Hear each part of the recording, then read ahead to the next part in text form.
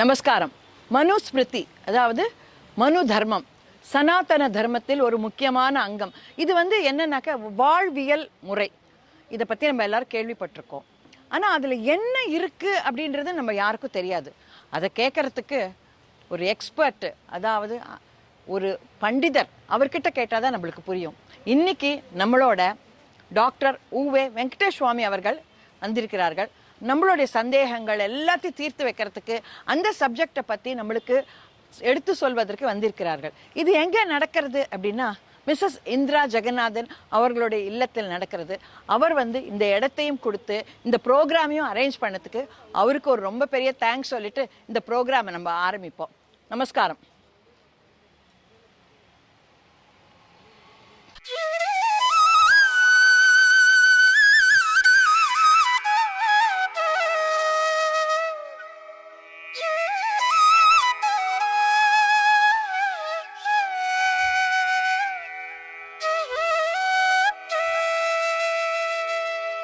சுவாமிக்கு ஒரு இன்ட்ரோடக்ஷனுமே வேண்டாம். அவரை பத்தி தெரியாதவா யாருமே கிடையாது. ஒரு பெரிய விஷயம் என்னன்னாக்க, விஸ்வாமித்திரர் ரொம்ப தவம் பண்ணி வசிஷ்டர் வாயால பிரம்மரிஷின்னு பட்டம் வாங்கினார்.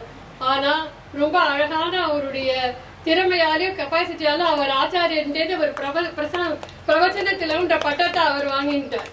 அதனால அந்த மாதிரி தவம் பண்ணல, உழைக்கல, பின்னாடியே போல, திருப்பி திருப்பி போல, அந்த மாதிரி அந்த அளவுக்கு அவர் கெப்பாசிட்டி படித்தவர். அவர் சின்னதாக அவரை பற்றி ஒரு கவிதையை படிச்சிருந்தேன். இதை படித்தாலே அவரோட புகழ் ரொம்ப எல்லாருக்கும் தெரியும். அதுக்கப்புறம் சுவாமி உபன்யாசம் பண்ணுவார். விஞ்சு புகழ் வேங்கடவன் வரம் தந்த காரணமோ, கொஞ்சி தமிழ் நின்னிடத்தில் கவி பாடும் தோரணமாய். தமிழ் ஆசுகவி மிஞ்சி நிற்கும் மனதிலே மாற்றமில்லா ஆரணமாய். வேதம் எப்படி மாறாம இருக்குமோ அந்த மாதிரி அவரோட ஒரு ஒரு சொல்லும் நம்மளுக்கு மேல ஒலிக்கும். நெஞ்சமெல்லாம் நிமிர வைக்கும் நேரில்லா வாரணமாய். ஒரு முறையே கேட்டாலும் உள்ளத்தில் பதித்திடுவார். கூறத்தாழ்வாருக்கு கூட பிறந்தவர். தருவெனவே தலைமுறைக்கும் தத்துவத்தை உணர்த்திடுவார். தான் கேட்டதோடு இல்லாம அது ஒரு மரம் எல்லாருக்கும் எப்படி கொடுக்குமோ அது போல அவர் எல்லாருக்கும் நம்ம எளிய தலைவர்கள் மொத்தத்துக்கு அதை அள்ளி அள்ளி கொடுப்பார். பெருமழையாய் முன்னோர் சொல் பேருரையாய் பொழிந்திடுவார். அவர் ஓரான் வழி வந்தது போல முன்னோர்கள் என்ன சொன்னாலும் அதை தவிர ஒரு வார்த்தை அவர் பேச்சுல மாற்றம் இருக்காது. என்னோட நாலேஜ், என்னோட ஆராய்ச்சின்ற எதுவுமே அவர்கிட்ட கிடையாது. இத்தனையும் இருந்தும் செருக்கு எதுவும் சேராத சீர்மனத்தால் சிறந்திடுவார். அதுலயும் அவர் கூறத்தாழ்வார் தான். அந்த மும்மதம் இல்லாதவர் அவர். அது போல அதுலயும் அவர் கூறத்தாழ்வாரே தான். 200 முறை கேட்டோம் உன் இனிய பாகவதம், 100 புது பொருளாம் ஒவ்வொரு முறைதனிலும். ஒரு வாட்டி கேட்கும் போது புது புது பொருள் அது வருது. கரி நீங்கி கண்டனவன் அடி சேர வழி சொன்ன அருந்தவ பரிந்தகையின் அடியினையே படிந்துடுவோம். மருள் நீக்கி மதி தந்த மா மேதைக்கு பல்லாண்டு, இருள் நீக்கி ஒளி தந்த நின் இன்மொழிக்கு பல்லாண்டு, திருமாலின் அடி சேர்க்கும் நின் தொண்டிற்கு பல்லாண்டு, பெருவாழ்வு நீ பெற்று வாழ்ந்திடுக பல்லாண்டு. பல்லாண்டு பல்லாண்டு. இங்க சௌக்கியமா நல்லா இருக்கணும், நீங்க நல்லா இருக்கணும், இங்க சௌக்கியமா இருக்கணும். உங்களுடைய நல்லது தவிர எங்களுக்கு எந்த பிரார்த்தனையும் கிடையாது. வரதாச்சாரியம் சுத்த சத்வ குருத்தமம் ஸ்ரீநிதிம் ராகவம் வந்தே யபார கருணாகரம் அக்ரே பஷ்யாமி தேஜ கிமபி ஹயமுகம் வர்தகம் வாரிராசேஹே வித்யாரூபஸ்ய கிருத்யம் விஷத சசிநிபம் பத்மஜாதாபிநந்தியம் சங்கம் சக்கரம் ச புஸ்தம் விவ்ருதி ரதிமதீம் ஞானமுத்ராம் ச லக்ஷ்மீம் விப்ராஜமானம் ஸ்ருதிததி மகிதம் லோச்சனா நேகதிருஷ்யம். எல்லோருக்கும் அடியனுடைய நமஸ்காரம். ரொம்ப அற்புதமான ஒரு அறிமுக உரையோடு ஸ்ரீமதி இந்திரா ஜெகநாதன் அவர்கள் இந்த உரையை தொடங்கி வைத்தார்கள். பொதுவா ஒவ்வொரு தலைப்பும் சில உபன்யாசத்துக்கு கேட்டா தலைப்பை கேட்டா மலைப்பு வருதும்பா. ஆனா அவ அடியனுக்கு ஒரு தலைப்பு கொடுத்தா பாருங்க. உள்ள வந்ததுமே சொன்னேன், உலக தொலைக்காட்சி வரலாற்றில் முதல் முறையாக திரைக்கு பல யுகங்களான மனுஸ்மிருதி என்ற ஒரு தலைப்புல என்ன உபன்யாசம் பண்ண சொல்லியிருக்கா. அதனால உபன்யாசத்தின் தலைப்பு மனுஸ்மிருதி. இந்த மனுஸ்மிருதி பற்றி பல விவாதங்கள்லாம் சமீபத்தில் நடந்ததை கூட நீங்கள் கேள்விப்பட்டிருப்பீர்கள். முதல்ல இந்த மனு என்பவர் யார் அதை பார்த்துடுவோம். இது பாகவத புராணத்துல 3வது ஸ்கந்தம் 12ஆம் அத்தியாயத்துல 12வது ஸ்லோகத்திலிருந்து மனுனா யாருன்னு சொல்லப்பட்டிருக்கு. இந்த உலகத்தை படைக்கணும்னு நினைச்சாராம் பிரம்மா. கஸ்ய ரூபம் அபுத்வேதா யத்காயம் அபிஜக்ஷதே தாப்யாம் ரூப விபாகாப்யாம் மிதுனம் சமபத்யதா. பிரம்மா என்ன பண்ணாரா, உலகத்தை படைக்க நினைத்தவர் தன் உடலை 2 பகுதிகளாக ஆக்கினாராம். ஒன்று ஆண் பாகம், மற்றொன்று பெண் பாகம் என்று ஆக்கினார். எஸ்து தத்ர புமான் சோபூத் மனு ஸ்வயம்புவ ஸ்வராட்டு. அதுல ஆண் பாகத்தில் இருந்து ஒரு ஆண் வந்தார், அவருக்கு ஸ்வயம்புவ மனு என்று பெயர். ஸ்ரீயாசீத் சதரூபாக்கியா மகிஷ்யஸ்ய மகாத்மனஹா. பெண் பாகத்திலிருந்து ஒரு பெண் வந்தா, அவளுக்கு சதரூபான்னு பேரு. இவாதான் உலகில் தோன்றிய முதல் ஆண் பெண். நம்மள உலகில் தோன்றிய முதல் ஆண் பெண் யாருன்னு கேட்டா என்ன சொல்லுவோம்? அப்படின்னு அவன் சொல்லி கொடுத்தா நாமும் சொல்லிட்டு இருக்கோம். அது சும்மா 2000 வருஷ கதை. இதெல்லாம் எத்தனையோ சதுர்யுகங்கள் முன்பு பிரம்மா முதலில் உலகத்தை படைத்த போது பிரம்மாவால் படைக்கப்பட்ட முதல் மனிதன், முதல் ஆணுக்கு ஸ்வயம்புவ மனுன்னு பேரு. முதல் பெண்ணுக்கு சதரூபா என்று பெயர். அந்த மனுல இருந்து வந்ததுனாலதான் நமக்கெல்லாம் மனிதர்கள்னு பேரு. சம்ஸ்கிருதத்துல மனுஷியர், தமிழ்ல மனிதன், அப்புறம் இங்கிலீஷ்ல மேன். எல்லாம் பாருங்க மனுல இருந்து வந்ததுதான். மேன் எங்க இருந்து வந்தது? மனுல இருந்து வந்தது. தமிழ்ல என்ன சொல்றோம்? மனிதன் எங்க இருந்து வந்தது? மனுல இருந்து வந்தது. மானுடன் எங்க இருந்து வந்தது? மனுல இருந்து வந்தது. சம்ஸ்கிருதத்துல மனுஷியன், மானவகா. மானவகானா சம்ஸ்கிருதத்துல மனிதன் அர்த்தம். இன்னும் நீங்க ஹிந்தி எந்த மொழியில வேணாலும் பாருங்க, எல்லாம் மனு அதுல இருந்து டிரைவ் ஆகி தான் வந்திருக்கும். அதனால மனிதர்களுக்கெல்லாம் முதல் புரோஜெனிட்டராக, முன்னோடியாக இருந்தவர் அவருக்கு மனுன்னு திருநாமம். ஸ்வயம்புவ மனு. இந்த மனுவுக்கு பிரம்மா அறிவுரை சொல்கிறார். ஏதாவதி ஆத்மஜைர் வீரா காரியா ஹ்யபசிதிர் குரு சக்தியா பிரமத்தைர் கிரஹியதா சாதரம் கதமத்சரைஹி. மனு, நான் உன்னுடைய தந்தைப்பா. பிரம்மா உன் தந்தை, மனு நீ என்னுடைய மகன். ஒரு மகன் தந்தைக்கு என்ன செய்யணும் தெரியுமா? அப்பா என்ன சொன்னாலும் ஒழுங்கா அப்பா பேச்ச கேட்டு நடக்கணும். அதுதான் மகன் தந்தைக்கு முக்கியமாக செய்ய வேண்டிய காரியம். அதனால மனு நீ என்ன பண்ணு, இந்த சதரூபான்னு ஒரு பெண்ணை படைச்சிருக்கேன், இவளை கல்யாணம் பண்ணிக்கோ. கல்யாணம் பண்ணிட்டு சிறப்பான முறையில் இல்வாழ்க்கை வாழ்ந்து உன்னை போலவே அப்பா பேச்ச கேட்கக்கூடிய நல்ல பிள்ளைகளை எல்லாம் பெற்றெடுத்து, அது முக்கியம், உன்னை போலவே அப்பா பேச்ச கேட்கக்கூடிய நல்ல பிள்ளைகளை பெற்றெடுத்து பூமியை ஆட்சி பண்ணு, எல்லாருக்கும் தர்மங்களை எடுத்து சொல்லு, நிறைய யாகங்கள் பண்ணி பகவான ஆராதனை பண்ணு என்று பிரம்மா சொல்லி மனுவை பூமிக்கு அனுப்பி வைத்தார். அந்த மனுவின் வழியில் வந்தவர்கள் மனிதர்கள். இதுல ஒரு முக்கியமான விஷயம் என்னன்னா, மனு என்பவர் ஒரு நபர் கிடையாது, அது ஒரு பதவி. மனு is not a person, it is a post. எப்படின்னு கேக்குறா? ஒரு கல்பம், ஒரு படைப்பு சுழற்சின்னு சொல்றோம். இந்த கரண்ட் படைப்பு சுழற்சி எடுத்துட்டா அது 1000 சதுர்யுகங்கள். ஒரு சதுர்யுகம்னா 43,20,000 வருஷம். இது போல 1000 சதுர்யுகங்களை உள்ளடக்கியது ஒரு கல்பம், ஒரு படைப்பு சுழற்சி. அந்த ஒரு படைப்பு சுழற்சிக்குள்ளேயே 14 மனுக்கள் வருவாளாம். ஒரு படைப்பு சுழற்சி 1000 சதுர்யுகம். அப்ப ஒரு மனுவின் ஆட்சி காலம் எவ்வளவு? டாக்டர்லாம் கணக்குல வீக்கு, நீங்க தான் சொல்லணும். 1000 சதுர்யுகம்ங்கிறது ஒரு கல்பம்.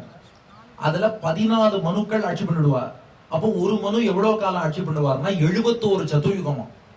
71 × 14 போட்டா ரஃப்லி 1000 வரும். ஒரு மனுவின் ஆட்சி காலம் 71 சதுர்யுகம். ஒரு சதுர்யுகம்னா 43,20,000 வருஷம். இன்டு 71 போட்டுக்கோங்க. அத்தனை வருஷம் ஒரு மனு ஆட்சி பண்ணுவார். முடிஞ்சதும் அவர் பதவி போயிடும், அடுத்த மனு வருவார்.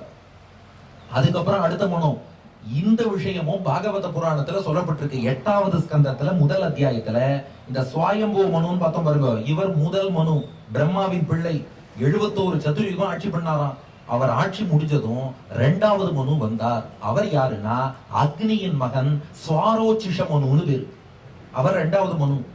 அடுத்த 3வது மனு, இவர் ஆட்சி காலம் முடிஞ்சதும் பிரியவ்ரதனுடைய மகன் உத்தமன். உத்தானபாதனுக்கு துருவன் உத்தமன் பிள்ளை உண்டு, அது நீங்க கேள்விப்பட்டிருப்பீர்கள். அந்த உத்தானபாதனுடைய அண்ணன் பிரியவ்ரதன் இருக்கானே, பிரியவ்ரதனுடைய மகன் உத்தமன், அவர் 3வது மனுவாக ஆனார். 71 சதுர்யுகம் ஆட்சி. அடுத்து 4வது மனு, உத்தமனுடைய தம்பி தாமசன் 4வது மனுவாயிட்டார். தாமசனுடைய தம்பி ரைவதன் 5வது மனுவாக ஆகிவிட்டார். அதுக்கப்புறம் சக்ஷு என்பவருடைய மகன் சாக்ஷுஷன்னு பேர், அவர்தான் 6வது மனுவாக ஆனார். அப்ப இதுவரை 6 மன்வந்தரங்கள். ஸ்வயம்புவ மன்வந்தரம், மன்வந்தரம்னா மனுவின் ஆட்சி காலம். ஸ்வயம்புவ மன்வந்தரம், ஸ்வாரோச்சிஷ மன்வந்தரம், உத்தம மன்வந்தரம், தாமச மன்வந்தரம், ரைவத மன்வந்தரம், சாக்ஷுஷ மன்வந்தரம். அதுக்கப்புறம் 7வது மனு யாருன்னா சூரியனுக்கு விவஸ்வான்னு பேரு. அந்த விவஸ்வான் ஆகிய சூரியனுக்கு மகனாக பிறந்தவர் வைவஸ்வத மனு.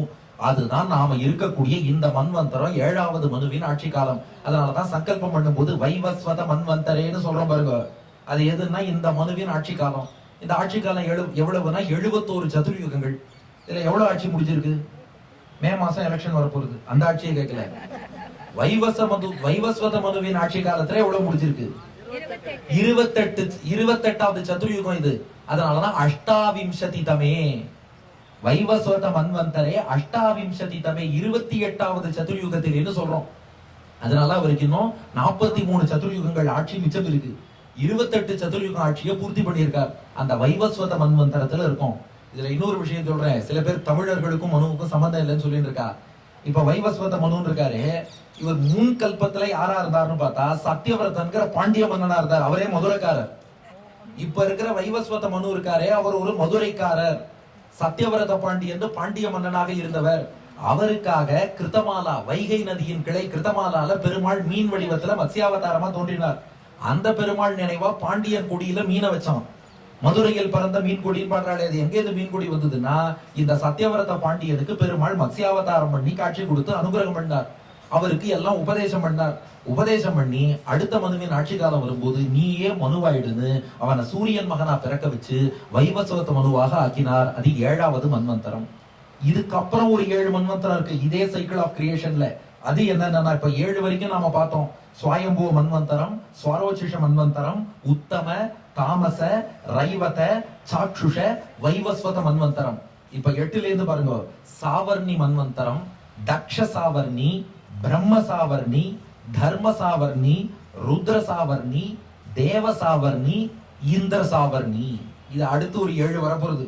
சாவர்ணி, தக்ஷ சாவர்ணி, பிரம்ம சாவர்ணி, தர்ம சாவர்ணி, ருத்ர சாவர்ணி, தேவ சாவர்ணி, இந்திர சாவர்ணி. இப்படி அடுத்து ஒரு 7 மன்வந்தரம் வரப்போறது. இப்படி 14 மன்வந்தரங்கள் பூர்த்தி ஆயிடுதுன்னா 14 × 71 சுமார் 1000 சதுர்யுகங்கள் பூர்த்தி ஆயிடுதுன்னு அர்த்தம். அது ஆச்சுன்னா அடுத்து பிரளயம் வரும். 1000 சதுர்யுகம் பிரளயம். அது பூர்த்தி ஆச்சுன்னா மீண்டும் படைப்பு 1000 சதுர்யுகம். அதுல 14 மனுவின் ஆட்சி காலம் முடிஞ்சதுன்னா மறுபடியும் பிரளயம் 1000 சதுர்யுகம், மீண்டும் படைப்பு 1000 சதுர்யுகம், 14 மனுவின் ஆட்சி காலம்னு அப்புறம் நீங்க கைத்தட்டுற வரைக்கும் சொல்லிட்டே இருப்பேன். நம்ம அடுத்த பாயிண்ட்டுக்கு போயிடலாம். ஆக இப்படி இது ஒரு சைக்கிளாக தொடர்ந்து கொண்டே வரும்.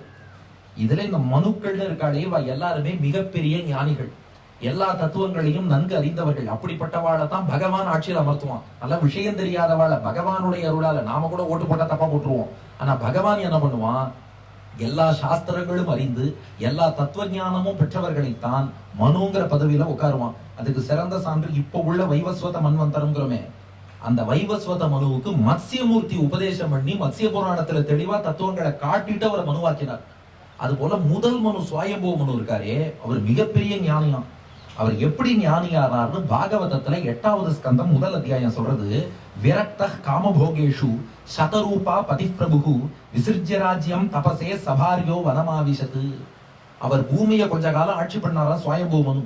அதுக்கப்புறம் உலகியல் இன்பங்கள்ல நாட்டம் இல்லாம மனைவி சதரூபாவையும் அழைத்து கொண்டு நேரா காட்டுக்கு தபஸ் பண்ண போயிட்டாராம். சொல்லும் போது ஒருத்தர் கிட்ட ஒரு கேள்வி கேட்டார். சார், நீங்க முதல் ஆண் பெண் ஸ்வயம்பூ மனு சதரூபான்னு சொன்னாலே, அவ பிள்ளைகளுக்கெல்லாம் எப்படி கல்யாணம் பண்ணியிருப்பார்?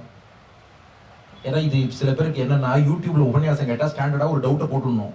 அவன் போட்டு நம்ம கீழே பதில் சொன்னாலும் அதெல்லாம் பார்க்க நேரம் இல்லை. அடுத்த வீடியோல டவுட் கேட்க அவ போயிடுவா. இப்ப நம்ம ரத்னமாலா சேனல்லயே டிவிஎஸ், பிவிஎஸ் இப்படிலாம் பல பேர் இருப்பாங்க. அவெல்லாம் பார்த்தேன்னா அவ சேனல்ல வந்து ஏதாவது ஒரு கேள்வி கேட்டிருப்பா. நாம அதுக்கு பதில் போட்டாலும் அதை பத்தி அவளுக்கு கவலை இல்லை. சார், எங்களுக்கெல்லாம் அடுத்தடுத்து நிறைய கேள்வி கேட்க வேண்டியிருக்கு, நாங்க கேட்டு போறோம்ட்டு போயிட்டே இருப்பா. அதுக்காக இப்ப அடியன் என்ன பண்றதுன்னா வீடியோலயே பதில் சொல்லிவிடுது, கொஞ்சம் கேள்வியே கேட்க கூடாது. சரி, இப்ப ஸ்வயம்பூ மனுவும் சதரூபாவும் தங்கள் பிள்ளைகளுக்கு எப்படி கல்யாணம் பண்ணி வச்சானா, இது நம்ம கவலை இல்லை. ஆக்சுவலா அவ தானே இதுக்கு கவலை பண்ணும். அதுக்கு பிரம்மா ஏற்பாடு பண்ணிட்டார். பிரம்மா பிரஜாபதிகள்னு ஒரு சிலரை படைச்சிருந்தார். இந்த ஸ்வயம்பூ மனுவுக்கும் சதரூபாவுக்கும் பிரியவிரதன், உத்தானபாதன் பிள்ளைகள் பிறந்தா. பிரஜாபதிகளின் பெண்களுக்கு அவளுக்கு கல்யாணம் பண்ணி வச்சுட்டா. மகள்கள் பிறந்தா. ஆகூதி, தேவகூதி, பிரசூதின்னு. அவளை பிரஜாபதிகளுக்கு கொடுத்துட்டா. எப்படின்னா, ஆகூதி என்பவளை ருச்சி என்பவருக்கு கொடுத்தார். அப்புறம் தேவகூதிய கர்தம பிரஜாபதிக்கு, அதுக்கப்புறம் பிரசூதிய தக்ஷ பிரஜாபதிக்கு. அதனால எல்லாத்துக்கும் பகவான் ஒரு ஏற்பாடு பண்ணியிருப்பான். அதனால அந்த கல்யாண மேட்டரை பத்தி நாம கவலைப்பட வேண்டாம். விஷயத்துக்கு வருவோம். இவர் எல்லா ரெஸ்பான்சிபிலிட்டியும் முடிச்சுட்டார் ஸ்வயம்பூ மனு. சதரூபாவோட காட்டுக்கு போய் சுனந்தா என்ற நதிக்கரையில கடுமையான தவம் புரிந்தாராம் ஸ்வயம்பூ மனு. சுனந்தாயாம் வருஷசதம் பதைக்கேன புவம் ஸ்மிருஷன்னு தப்பியமான தபோகோரம் இதமன்வாக பாரதா. கடுமையான தபஸ் பண்ணாராம். அந்த தவத்துக்கு உகந்து எம்பெருமான் அவருக்கு காட்சி கொடுத்து மயர்வர மதிநலம் அருளினன் எவனவன் ஆழ்வார் பாடினாரே. ஸ்வயம்பூ மனுவுக்கு அந்த மயர்வர மதிநலத்தை அருளி நீ லோகத்துக்கெல்லாம் தர்மத்தை உபதேசம் பண்ணுன்னு சொன்னாமா. பெருமாள் கொடுத்த ஞானத்துக்கு என்னப்பா சான்றுனா, திருமங்கையாழ்வார் பாடினார், பாட்டினால் என் நெஞ்ச திருந்தமை காட்டினாய் கண்ணபுரத்துறை அம்மானேன்னு. பாடுற பாட்டுல தெரியலையா உள்ளே இருந்து பெருமாள் பாட வைக்கிறாருன்னு. பாகவதத்துல இந்த சுவாயம்பூ மனு பெருமாளை ஒரு ஸ்தோத்திரம் பண்றாரு. ஒரு ஸ்லோகம் அதுல இருந்து சொல்றேன், மனு எவ்வளவு கிரேட்டுன்னு புரியும். ஒரே ஒரு ஸ்லோகம் சொல்றேன், ஒரு பான சோத்துக்கு ஒரு பதம். பெருமாளை பார்த்து சொல்றார், சவிஸ்வகாய புருஹூத ஈஷஹா சத்ய ஸ்வயஞ்சோதி ரஜப்புராணஹா ததேஸ்ய ஜன்மாதி அஜயாத்ம சக்தியா தாம் வித்யா உதஸ்ய நிரீகமாஸ்தே. எம்பெருமான் எப்படிப்பட்டவன்? ச விஸ்வகாயஹா, காயம்னா உடம்பு, இன்ஜுரி இல்ல, காயம்னா உடம்புன்னு அர்த்தம். விஸ்வகாயஹா, உடல் மிசை உயிரென கரந்தெங்கும் பரந்துள்ளன். இந்த உலகத்தையே தனக்கு சரீரமாக கொண்டவன். நம்ம பெரியோர்கள் சொல்லியிருக்கா, உலகத்துல முதல்ல விசிஷ்டாத்வைதத்தை யார் பிரச்சாரம் பண்ணான்னா மனு. லோகத்துல பெருமாள் முன்னாடியே சொன்னார், அதெல்லாம் வைகுண்டத்துல. ஏன்னா நமக்கு முதல் ஆச்சாரியன் பெருமாள், அடுத்து தாயார், அடுத்து விஸ்வக்சேனர், திவ்ய தம்பதி, நித்திய சூரியல சொல்றோம். லோகத்துல யாருப்பா இந்த சரீராத்ம பாவம் விசிஷ்டாத்வைதத்தை முதல்ல யார் சொன்னான்னா மனு சொல்றார். ச விஸ்வகாயஹா, இந்த உலகமே பெருமாளுக்கு சரீரம். இந்த சரீராத்ம பாவம் தான் ராமானுஜ சம்பிரதாயத்துக்கு உயிர் நாடி. அதை முதல்ல மனு சொல்லியிருக்கார். விஸ்வகாயஹா புருஹூதஹா, நீங்க எந்த பேரை சொல்லி அழைத்தாலும் அது பெருமாளை தான் குறிக்கும். நாராயணன், வாசுதேவன், கோவிந்தன் இல்லையா, சேர், டேபிள், லைட் இதெல்லாம் சொன்னாலும் பெருமாளை தான் குறிக்கும். அது எப்படி குறிக்கும்னா, இதுவும் ராமானுஜ சம்பிரதாயத்தில் முக்கியமான கொள்கை. நீங்க ஒரு சேர்னு சொல்றேன்னா அது வெறும் சேரை குறிக்காது, சேருக்குள்ள அந்தரியாமையா ஒரு பெருமாள் இருக்கார், அவரை தான் குறிக்கும். அதனால சேரே பெருமாள் தான். இந்த தூண்னு சொன்னா தூணுக்குள்ளேயும் பெருமாள் இருக்கார், அதனால தூணே பெருமாள் தான். அதனாலதான் அகம் பிரம்மாஸ்மின் நாமளும் சொல்றோம். அதுக்காக நானே பெருமாள்னு அர்த்தம் இல்ல, எனக்குள்ள பெருமாள் இருக்கார், அதனால நானும் பெருமாள். தூணுக்குள்ள பெருமாள் இருக்கார், தூணும் பெருமாள். மரத்துக்குள்ள பெருமாள் இருக்கார், மரமும் பெருமாள். எனக்குள்ள பெருமாள் இருக்கார், நானும் பெருமாள். சொன்னா தப்பு இல்ல. நடாதூர் அம்மாள் அழகா உதாரணம் காமிச்சார். தாகமா இருக்கு, தண்ணி கொண்டு வாங்குறோம். சொம்புல தண்ணி கொண்டு வந்தார். நீ சொம்பு கொண்டு வந்தியா தண்ணி கொண்டு வந்தியான்னு கேட்டோம். அவர் என்ன கொண்டு வந்தார்? சொம்பா தண்ணியா? சொம்புக்குள்ள தண்ணி இருக்கிறது வேற, அவர் கையில என்ன கொண்டு வந்தார்? சொம்பு தான் கொண்டு வர்றார். உள்ளுக்குள்ள தண்ணி இருக்கு வேற. ஆனா என்ன சொல்றாரு? நான் தண்ணி கொண்டு வந்திருக்கேங்கிறார். நீ சொம்பு தானே கொண்டு வந்த, தண்ணி கொண்டு வந்தேன் ஏன் சொல்றேன்னா, இல்லப்பா தண்ணீரை உடைய சொம்புக்கே தண்ணீர்னு பேரு. தண்ணீரை உடைய சொம்ப கொண்டு வந்தா அதையே தண்ணீர்னு சொல்லலாம். அது போல ஜீவாத்மா சொம்பா இருக்கார், உள்ள தண்ணீரா பரமாத்மா இருக்கார். தண்ணீரை உடைய சொம்ப தண்ணீர்னே சொல்லலாம். பரமாத்மாங்கிற தண்ணீருக்கு சொம்பா இருக்கிற ஜீவாத்மாவை பரமாத்மானே சொல்லலாம். அதுக்காக சொம்பும் தண்ணீரும் ஒண்ணாகுமா? ஆகாது. சொம்பு வேறுதான், தண்ணீர் வேறுதான், ஜீவாத்மா வேறுதான், பரமாத்மா வேறுதான். ஆனா சுவாமி தேசிகன் பாடுறார், யானும் நீயே என்னுள் உரைதலின், எனக்குள்ள நீ இருக்க, அதனால நீயும் நானும் ஒண்ணு. அதனால எந்த பேரை சொல்லி கூப்பிட்டாலும் பெருமாள் தான். நானும் பெருமாள், நீனாலும் பெருமாள். நாம், அவன், இவன், உவன், அவள், இவள், உவள், எவள், தாம், அவர், இவர், உவர், அது, இது, உது, எது, வீம், அவை, இவை, உவை, அவை, நலம், தீங்கவை, ஆம், அவை, ஆய், அவை, ஆய் நின்ற அவரே புருஹூதஹா. எப்படி ஸ்தோத்திரம் பண்ணியிருக்காரு பாருங்க. சுவாயம்பூ மனு எவ்வளவு கிரேட்னு தெரிஞ்சுக்கணும் நாமோ. பகவான் விஸ்வகாயஹா, உடல் மிசை உயிரென கரந்தெங்கும் பரந்துடன். புருஹூதஹா, நாம், அவன், இவன் எல்லாம் பெருமாள் தான். ஈஷஹா, அவன் தான் எல்லாரையும் கண்ட்ரோல் பண்றான். ஆட்டி படைப்பவன் அவன் தான். அவனன்றி ஓரணுவும் அசையாது. நின்றனர், இருந்தனர், கிடந்தனர், திரிந்தனர், நின்றிலர், இருந்திலர், கிடந்திலர், திரிந்திலர், என்றுமோர் இயல்வினர் என நினைவறியவர், என்றுமோர் இயல்போடு நின்றயம் திடரே. எல்லாரையும் ஆட்டி படைக்கிறான். அப்புறம் சத்யஹா, மாறாதவன், எந்த தோஷங்களும் அவனை தீண்டாது. எல்லா பொருளுக்குள்ளயும் இருப்பான். எல்லா பொருளுக்குள்ள இருந்தாலும் உயர்வர உயர்நலம் உடையவன். நம்ம சென்னையில ஓடுற கூவம் நதி இருக்கே, அதுல கூட பெருமாள் இருப்பார். ஆனா அதில் உள்ள தோஷம்ங்கிறது பகவானை பாதிக்கவே பாதிக்காது. ஸ்வயம் ஜோதிகி, தானே பிரகாசிப்பவனாக இருக்கிறான். துயரரு சுடரடி தொழுது எழுன் மனனே, அந்த ஒளி வீசி பிரகாசிப்பவனாக தன்னைத்தானே வெளிப்படுத்தி ஸ்வயம் பிரகாசமாக இருக்கிறான். அஜப் புராணஹா, அஜஹா, நம்மை போன்ற கர்மாதீனமான பிறப்பு கிடையாது. பிறப்பில் பல்பிறவி பெருமான் ஆழ்வார். அவனுக்கு கர்மாதீனமா பிறவி கிடையாது, கருணையால பிறவி எடுப்பான், அவதாரம் செய்வான். புராணஹா, முதல் தனி வித்தேயோ, உலகத்துக்கே முதல் காரணம் அவன் தான். அவன்கிட்ட இருந்தா மொத்த பிரபஞ்சமும் வந்தது. தத்தேசிய ஜன்மாதி அஜயாத்ம சக்தியா, தன் சரீரமான மூல பிரகிருதியை கொண்டு இந்த உலகத்தையே அவன் படைக்கிறான். அவன் படைக்கிறான்னா அவர் இறங்கி வேலை செய்வாரான்னா வேலையெல்லாம் செய்ய வேண்டாம், அவருக்கு ஞானமே போரும். தாம் வித்யா உதஸ்ய நிரீகமாஸ்தே, அவர் எதுவுமே டைரக்டா இன்வால்வ் ஆக மாட்டார். ஒரு சங்கல்பம், உலகம் உண்டாகட்டும் பார், அப்படியே உண்டாயிடும்.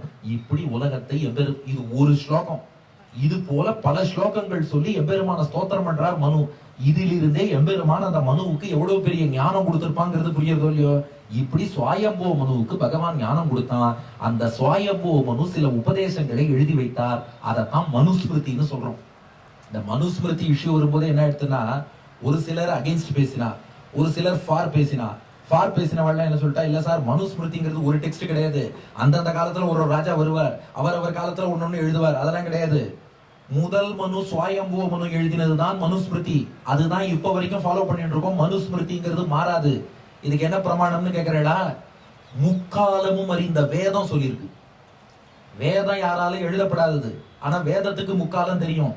தைத்திரிய சம்ஹிதையில யத்வை கிஞ்சித் மனுரவதத்து தத் பேஷஜம். மனு என்ன சொல்றாரோ அது மருந்து போல. ஒரு சில விஷயம் உனக்கு கசப்பா இருந்தாலும் மனு சொல்றத நிராகரிச்சுடாத. கசப்பு மருந்து சாப்பிட்டாலும் உடம்புக்கு நல்லது செய்யும். மனு என்ன சொன்னாலும் அது மருந்துக்கு சமம்னு வேதம் சொல்லியிருக்கு.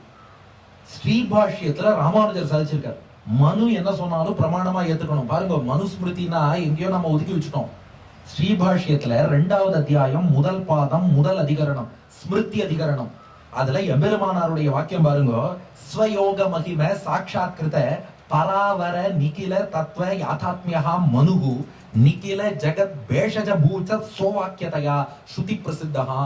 மனு எப்படிப்பட்டவர்னா, நிறைய தபஸ் பண்ணி யோகம் பண்ணி பரமாத்மா ஜீவாத்மா பிரபஞ்சம் இதன் தன்மைகளை எல்லாம் நேரே சாட்சாத்கரித்தவர்.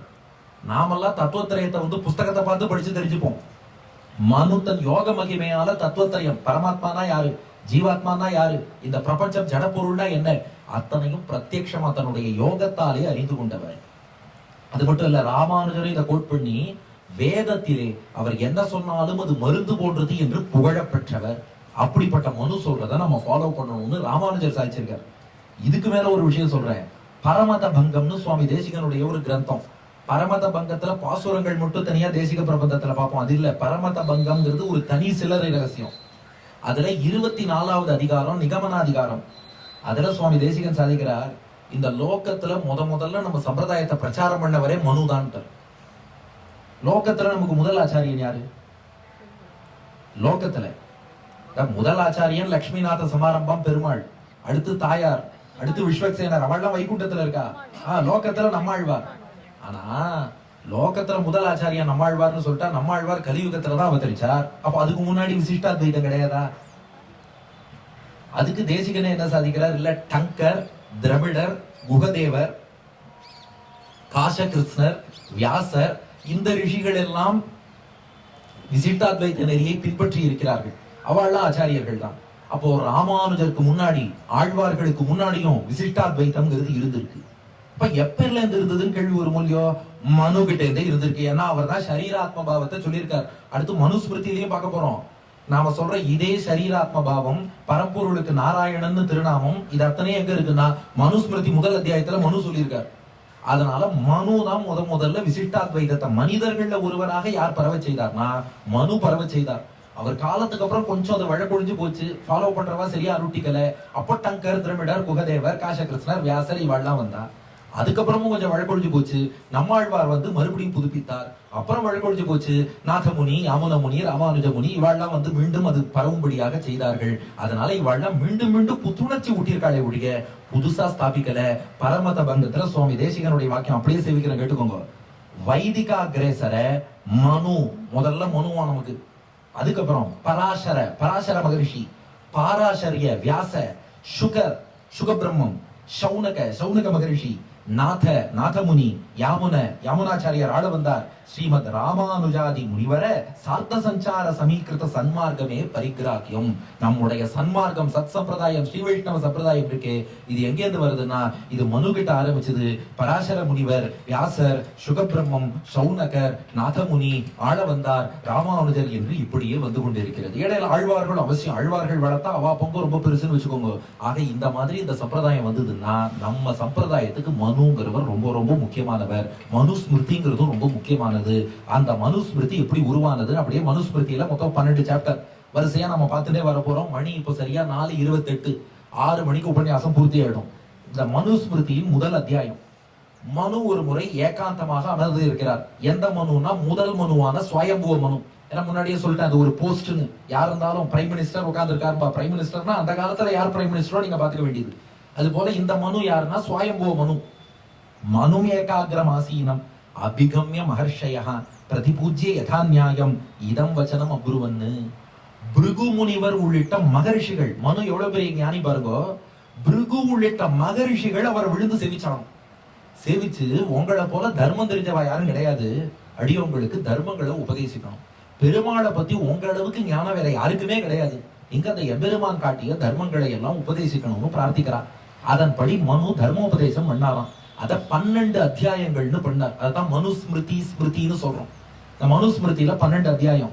முதல் அத்தியாயத்துக்கு ஜெகத் சிருஷ்டின்னு பேரு. இந்த உலகத்தை பகவான் எப்படி படைத்தான் இந்த முதல் அத்தியாயத்துல சொல்றார். 2வது அத்தியாயம் பிரம்மச்சரியம். ஒரு பிரம்மச்சாரி சிஷ்யன் தன் குருவிடம் எப்படி நடந்து கொள்ள வேண்டும் இதை சொல்வது 2ஆம் அத்தியாயம். 3ஆம் அத்தியாயம் விவாகம், கல்யாணம் எப்படி பண்ணிக்கணும். 4வது இல்லற தர்மங்கள், கல்யாணம் பண்ணிட்டதுக்கு அப்புறம் இல்வாழ்க்கை எப்படி வாழணும். 5வது உணவு முறை, ஆகார நியமம் பத்தியும் ஒன்னும் சொல்லியிருக்காரு, என்ன சாப்பிடலாம் என்ன சாப்பிடக்கூடாது, இது 5வது. 6வது வானப்பிரஸ்த சந்நியாசாசிரமம்.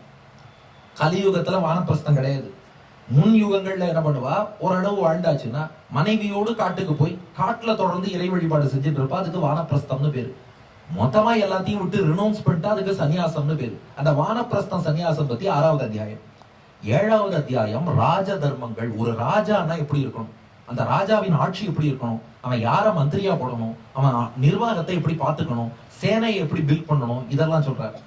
8வது அத்தியாயம் நீதி சாஸ்திரம். ஒரு ராஜா ஜட்ஜ்மெண்ட் எப்படி கொடுக்கணும். ஏன்னா அந்த காலத்துல ஜட்ஜும் ராஜா தான், ஆட்சியாளரும் ராஜா தான். அதே ராஜா ஜட்ஜா எப்படி செயல்படணும், ஒரு கேஸ் வருதுன்னா அதை எப்படி விசாரிக்கணும், அதுக்கு எப்படி தீர்ப்பு கொடுக்கணும், இது 8வது அத்தியாயம். 9வது அத்தியாயம் கணவன் மனைவிக்கான தர்மங்கள். கணவன் மனைவி எப்படி பார்த்துக்கணும், மனைவி கணவன் எப்படி நடந்துக்கணும், இவா 2 பேருக்கும் உள்ள தர்மங்கள், இது 9வது அத்தியாயம். 10வது அத்தியாயம் வர்ண தர்மங்கள். 4 வர்ணம் சொல்றோம் இல்லையா, அந்த 4 வர்ணத்தார் எப்படி நடக்கணும், இது 10வது அத்தியாயம். 11வது அத்தியாயம் பிராயச்சித்தங்கள். நம்ம தப்பு பண்ணிடுறோம் தெரிஞ்சோ தெரியாமலோ, அதுக்கு என்ன பரிகாரம் பண்ணணும். ஒருத்தர் ஒரு ஜோசியர்கிட்ட போனார், அவர் ரொம்ப கஷ்டப்படுறேன் பரிகாரம் சொல்லு போனார். ஜோசியர் சொன்னார், கேட்டுட்டு இவர் சொன்னாரா, நான் கஷ்டமே பட்டுக்கிறேன் போயிட்டு வரேன். ஏன்பான்னு கேட்டார், நீங்க சொன்னீங்களே ஒரு பரிகாரம், நான் படுற கஷ்டத்தை விட அது கஷ்டமா இருக்கு, அந்த பரிகாரத்தை பண்றதுக்கு. ஆனா சில கஷ்டமான பரிகாரங்கள் தான் இப்படி மனு சொல்லியிருக்காரு. என்னன்னு 11ஆம் அத்தியாயத்துல பார்ப்போம். அப்புறம் 12வது அத்தியாயம் என்னன்னா கர்மங்களின் வகை. நாம் செய்யக்கூடிய செயல்கள் எத்தனை டைப்ஸ், எந்த மாதிரி செயல்கள் நாம் செய்கிறோம், அதன் வகைகள் என்ன, இது 12வது அத்தியாயம். இப்படி 12 அத்தியாயங்கள் இருக்கு. ஒவ்வொன்னா பார்த்துடலாமா. மணி இப்போ 4:31. முதல் அத்தியாயம் மனு உபதேசம் பண்ண ஆரம்பிக்கிறார். உலகம் படைப்பதற்கு முன்பு பிரளய காலம். உலகம் முழுக்க பார்த்தா எதுவுமே இல்லை, இருள் சூழ்ந்து இருக்கிறது. ஆசீதிதம் தமோபூதம் அப்பிரஜாதம் அலட்சணம் அப்பிரதக்கியம் அவிஜ்ஞேயம் பிரசுப்தம் இவ சர்வதா. எல்லாம் இன்ஆக்டிவ் ஸ்டேட்ல இருக்கு. ஜீவாத்மாக்களாகிய நாமும் இருக்கோம். ஆனா நம்ம எப்படி இருக்கோம்னா, ஒரு சரீரம் இல்லாமல், ஞானம் இல்லாமல், ஜடப்பொருள் அஜித்து போல, ஒரு சேரோ டேபிளோ மைக்கோ எப்படி அசையாதோ அது போல நாமும் இருந்தோம்.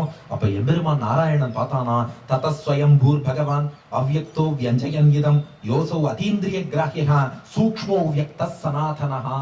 சனாதனன்னா எப்போதும் இருப்பவன், ஊழி முதல்வன். பிரளய காலத்திலும் எம்பெருமான் நாராயணன் நம்மளெல்லாம் பார்த்துட்டு இருக்கான். எல்லாம் ஜடப்பொருள் போல இருக்கும். பெருமாள் பார்த்தாராம், இந்த ஜீவாத்மாக்கள்லாம் இப்படியே ஜடமா இருந்ததுன்னா இவளால எப்படி ஒரு கர்மயோகம், ஞான யோகம், பக்தி யோகம் பண்ண முடியும், எப்படி சரணாகதி பண்ண முடியும், எப்படி மோட்சம் வர முடியும்.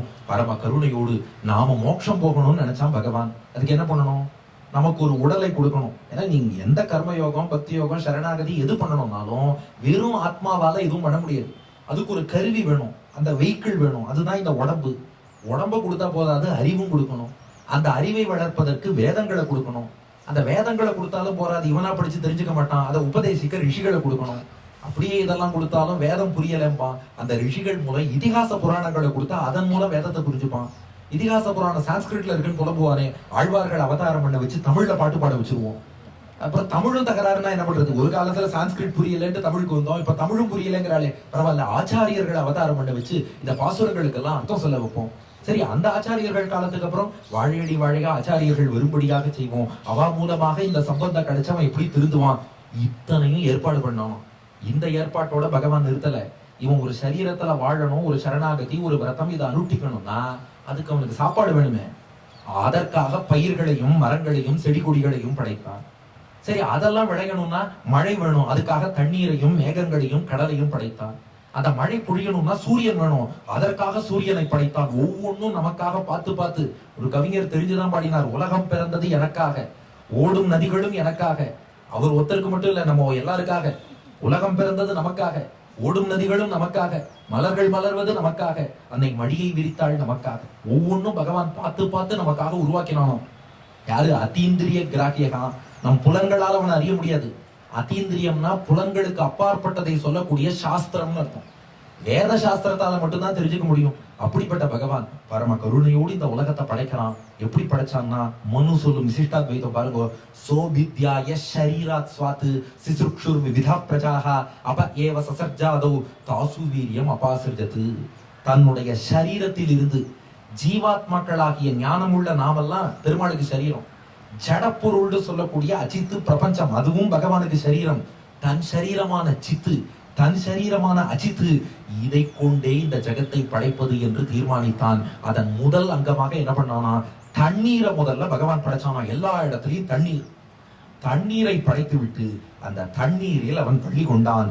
ஆப்போ நாரா இதி புரோக்தாக ஆப்போவை நரசூனவஹா தாயதஸ்ய அயனம் பூர்வம் தேன நாராயண ஸ்மிருதஹா. இது மனுவோட வாக்கியம். பெருமாள் தண்ணீரை படைச்சாராம். பெருமாளுக்கு நரன்னு பேரும். பெருமாளுக்கு ஏன் நரன்னு பேரு? சான்ஸ்கிரிட்ல ரம்முன்னா அழிவதுன்னு அர்த்தம். ஞாபகம் வச்சுக்க சொல்றேன், அது குடிச்சா அழிஞ்சுதானே போவார். அதனால ரம்முன்னா அழிவதுன்னு அர்த்தம். நரன் என்றால் அழியாதவன். பிரளயம் இருந்தாலும் அவர் இருந்துட்டே இருக்காரு இல்லையோ. ஏகோகவை நாராயணஹா ஆசீத்து, அவர் மட்டும் இருந்துட்டே இருப்பார். அதனால அவருக்கு நரன், அழியாதவன் பேரு. ரம்முன்னா அழிவது, நரன் அழியாதவன். அந்த நரன்கிற பெருமாள்கிட்ட தண்ணீர் வந்ததோ இல்லையோ, தண்ணீருக்கு நாரம்னு பேரும். வசுதேவருடைய மகனுக்கு வாசுதேவன் பேரு, தசரதன் மகனுக்கு தாசரதின்னு பேரு, அஞ்சனை மகனுக்கு ஆஞ்சநேயர்னு பேரு. நரன்கிற பெருமாள்கிட்ட வந்த தண்ணீருக்கு நாரம்னு பேரு. இத படைச்சிட்டு பெருமாள் என்ன பண்ணாரா, அயனம்னா இருப்பிடம்னு அர்த்தம். அந்த தண்ணீரையே தனக்கு அயனம் இருப்பிடமா கொண்டு தண்ணீர்லயே படுத்து விட்டாராம். நாரம்ங்கிற தண்ணீரை தனக்கு அயனம் இருப்பிடமாக கொண்டதுனால நாராயணன் என்று அந்த பரம்பொருள் அழைக்கப்படுகிறான். பாத்துக்கோங்க, மனு எவ்வளவு பெரிய ஸ்ரீவைஷ்ணவர்னு. நாராயணனுக்கு விளக்கம் கொடுத்திருக்கார். நரன்னு பெருமாளுக்கு பேரு. தங்கிட்ட இருந்து தண்ணீரை உருவாக்கினார், தண்ணீருக்கு நாரம்னு பேர் வந்தது. அந்த நாரத்தை தனக்கு அயனம் இருப்பிடமாக்கி பள்ளி கொண்டு நாராயணன் என்று பெயர் பெற்றான். உலகத்துக்கான மூலப்பொருள்களை எல்லாம் உருவாக்கிட்டு அதுக்கப்புறம் உண்டித்தாமரையில பிரம்மாவை படைத்து நான்முகனை நாராயணன் படைத்தான். பிரம்மாவை படைத்து அவன் மூலம் படைப்பு நடக்கும்படியாக செய்தான். அப்படி படைக்கும் போது ஒவ்வொரு விதமான மனிதர்களுக்கும் ஒரு தர்மங்களை கொடுத்தான். எதுக்குன்னா, இந்த தர்மங்களை பின்பற்றி அவரவருடைய கர்மாவை கழிக்கட்டும். முன்படைப்பு சுழற்சி எல்லாம் நிறைய இருக்கு. படைப்பு இப்பதான் தொடங்குறதுன்னு இல்ல, இது ஒரு சைக்கிள். பிகினிங் பாயிண்டே ட்ரேஸ் பண்ண முடியாது. எல்லாரும் கேட்பா, சார் அந்த முதல்ல பெருமாளோட சேர்ந்து இருந்து எப்ப சார் பிரிஞ்சு வந்தோம், நாம எப்ப சார் சேர்ந்து இருந்தோம்? இந்த படை ஒரு சர்க்கிள்க்கு நீங்க பிகினிங் பாயிண்ட் ட்ரேஸ் பண்ண முடியாது. படைப்புங்கிறது நடந்துட்டே தான் இருக்கு. பெருமாள் எப்போதும் இருக்கார், ஜகத்தும் இருந்துதான் இருக்கு, சம்சாரத்துல நாமும் இருந்துதான் இருக்கோம். பிகினிங்க ட்ரேஸ் பண்ண கூடாது. எண்ட் பாயிண்ட்டுக்கு போய் மோட்சம் போறதுக்கு என்ன வழின்னு தான் பார்க்கணும். அப்போ அவருடைய முன் கர்மா என்னவோ அதை கழிப்பதற்கேற்றபடி அவளுக்கு தர்மங்களை கொடுத்து 4 வருணங்கள் உருவாக்கினா மெமரி பவரும் குறைஞ்சிடும். பிசிக்கலா யாகங்கள் பண்ணு. கலியுகத்துல என்னப்பா பண்ண முடியும்னா, தானம் ஒன்றுதான் சிறந்த தர்மமா. அதுக்காக கலியுகத்துல யாகம் பண்ணக்கூடாது, ஞானத்தை வளர்த்துக்க கூடாதுன்னு அர்த்தம் இல்ல. தபசும் பண்ணலாம், ஞானத்தையும் வளர்க்கலாம், யாகமும் பண்ணலாம். ஆனா கஷ்டம். கலியுகத்துல எளிமையான வழி என்னன்னா தானம். எவ்வளவுக்கு எவ்வளவு தானம் பண்றோமோ கலியுகத்துல அவ்வளவுக்கு அவ்வளவு நன்மையாம். தர்மம் தலை காக்கும், தக்க சமயத்தில் உயிர் காக்கும், கூட இருந்தே குடிபறித்தாலும் கொடுத்தது காத்து நிற்கும், மலை போலே வரும் சோதனையாவும் பனி போல் நீங்கிவிடும், நம்மை வாழ விடாதவர் வந்து நம் வாசலில் வழங்கிட வைத்து விடும், அள்ளி கொடுத்து வாழ்பவர் நெஞ்சம் ஆனந்த பூந்தோப்பு, வாழ்வில் நல்லவர் என்றும் கெடுவதில்லை, இது 4 மறை தீர்ப்பு. தர்மம் தான் கலியுகத்துல நம்ம தலையை காக்கும். அதனால தர்மங்களை பின்பற்றுங்கள். ஆச்சார பரமோ தர்மஹா சுத்யுக்த ஸ்மார்த்த ஏவச தஸ்மாத் அஸ்மின் சதா யுக்தஹா நித்யம் ஸ்யாத் ஆத்மவான் த்விஜஹா. இந்த தர்மத்தை யார் அனுஷ்டித்துக் கொண்டே வருகிறார்களோ, தர்மங்களை பண்ண மனசு தெளிவாகும், ஆத்ம ஞானம் என்பது நமக்கு வளரும் என்று சொல்லி தன்னுடைய முதல் அத்தியாயத்தை பூர்த்தி பண்றார் மனு. இத பத்தி ராமானுஜர் ஒரு கேள்வி கேட்கிறார். நிறைய பேருக்கு மனுஸ்மிருதிக்கும் ராமானுஜருக்கும் என்ன சம்பந்தம்னு கேள்வி வரும். நினைச்சு பாருங்க, ராமானுஜர் எல்லாரும் பெருமாள்கிட்ட வரணும்னு ஆசைப்பட்டவர் தானே. அந்த ராமானுஜர் மனுஸ்மிருதியை கோட் பண்றாருனாலே அப்ப மனு என்பவர் உயர்ந்தவர்னு புரிஞ்சுக்கோங்க. மனுவை பத்தி ஒரு தப்பான அபிப்பிராயம் ஸ்ப்ரெட் பண்ணிட்டார். அதே சமயம் ராமானுஜர் தான் இன்க்ளூசிவ்னு சொல்றார். ஆனா ராமானுஜர் மனுவை கோட் பண்றார். ஸ்ரீபாஷ்யத்துல ஸ்மிருதி அதிகரணத்துல ஒரு கேள்வி, அந்த ரிஷிகள் மனு கிட்ட என்ன கேட்டு வந்தார்? எங்களுக்கு தர்மங்களை உபதேசம் பண்ணுவான்னு கேட்டா. இப்ப மனு என்ன சொன்னார்? இவ்வளவு நேரம் உலகம் எல்லாம் அப்படியே பிரளய கடல் ஏற்பட்டு இருட்டா இருந்தது. பெருமாள் வந்து ஜலத்தை படைச்சார், ஜலத்துல பெருமாள் பள்ளி கொண்டார், பெருமாள் உலகத்தை படைச்சார், தலையிலேருந்து ஒருத்தர் வந்தார், தோளிலேருந்து ஒருத்தர் வந்தார். அதான் என்ன கேட்டா? தர்மங்கள். இவர் என்ன சொன்னார்? பெருமாள் உலகத்தை படைச்சார்னார். இவா கேட்ட கேள்வி ஒண்ணு இருக்கு, அவர் சொன்ன பதில் வேற ஒண்ணா இருக்கு. பட்டுக்கோட்டைக்கு வழி கேட்டா கொட்டைப்பாக்கு 8 பைசான்னு சொன்னான் அப்படின்னு ஒரு கதை சொல்றாங்க. ஏன் இந்த மாதிரி? இதுக்கு ராமானுஜர் விளக்கம் கொடுத்திருக்காரு. அவ கேட்ட கேள்வி நாங்க லைஃப்ல என்ன ஃபாலோ பண்ணணும். மனு அதை பத்தி 2 ஸ்லோகம் தான் சொன்னார். இந்த யுகத்துக்கு என்னென்ன தர்மங்கள் ஃபாலோ பண்ணுங்கன்னு சொல்லி முடிச்சுட்டார். மெயினா என்ன சொன்னார்? நாராயணனை பத்தி பேசியிருக்கார்.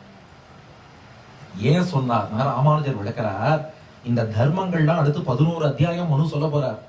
இந்த தர்மங்கள்லாம் எதுக்காக ஃபாலோ பண்ணணும்னா நாராயணனுக்கு திருவாராதனமாக நினைத்து தான் இந்த தர்மங்களை ஃபாலோ பண்ணணும். வெறும் தர்மங்களை சொல்லிட்டு இந்த தர்மத்தால் ஆராதிக்கப்படும் நாராயணனை பத்தி சொல்லலைன்னா பிரயோஜனமே இல்லை. மனுஸ்மிருதினு ஒரு 12 சாப்டர் தர்மங்களை சொன்னதுக்கான பர்பஸ் என்னன்னா, இந்த தர்மங்கள் எல்லாம் வெறும் தர்மம் நினைச்சு ஃபாலோ பண்ணக்கூடாதான். இது ஒவ்வொன்றும் நாராயணனுக்கு செய்யக்கூடிய திருவாராதனம். நம்மை படைத்த பகவான் இருக்கானே, அவனுக்கு பூஜையா நினைச்சு இந்த தர்மங்களை செஞ்சோம்னா அவன் திருவுள்ள முகந்து ஏற்றுக்கொண்டு நமக்கு மோட்சம் கொடுப்பான். பர்பஸ் தெரியணும் இல்லையா? பாருங்க, ராமானுஜர் கொடுத்த விளக்கம். பரபிரம்ம பூத பரமபுருஷாராதனத்வேன தர்மான் விதததி நாம் ஏதாசாம் ஆராத்ய பூத பரமபுருஷ பிரதிபாதனா பாவே சதி தத் ஆராதன பூத தர்ம பிரதிபாதனா சம்பவாத். இந்த தர்மங்களால் ஆராதிக்கப்படும் பெருமாள் யாரு? அவன் நாராயணன்கிறத காட்டலேன்னா அவனுக்கும் நமக்கும் உள்ள சரீராத்ம பாவம், உடல் உயிர் உறவையே சொல்லலேன்னா வெறுமன தர்மத்தை பத்தி தெரிஞ்சுன்னு என்ன பண்றது?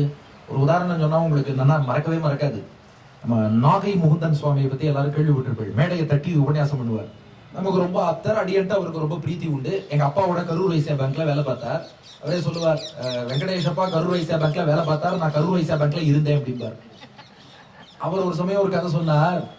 கும்பகோணம் ராயா மஹால்ல ஒரு கல்யாணத்துக்கு போனாராம். அப்போ அந்த பெரிய படி இருக்கும். அந்த படியில ஏறும்போது நிறைய ஃபோக்கஸ் லைட் எல்லாம் போட்டுருந்தா கண்ணில் ஒரு பூச்சி விழுந்துருச்சு.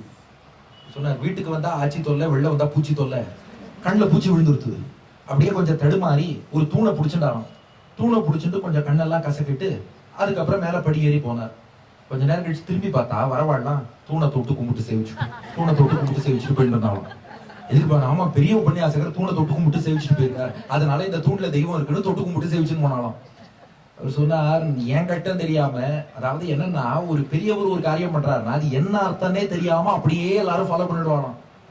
மனு என்ன நினைச்சானா, நீ அப்படியே நான் சொன்னேங்கிறதுக்காக ஃபாலோ பண்ணாத, இந்த தர்மங்கள்லாம் எதுக்காக ஃபாலோ பண்ணணும்னு தெரிஞ்சுக்கோ.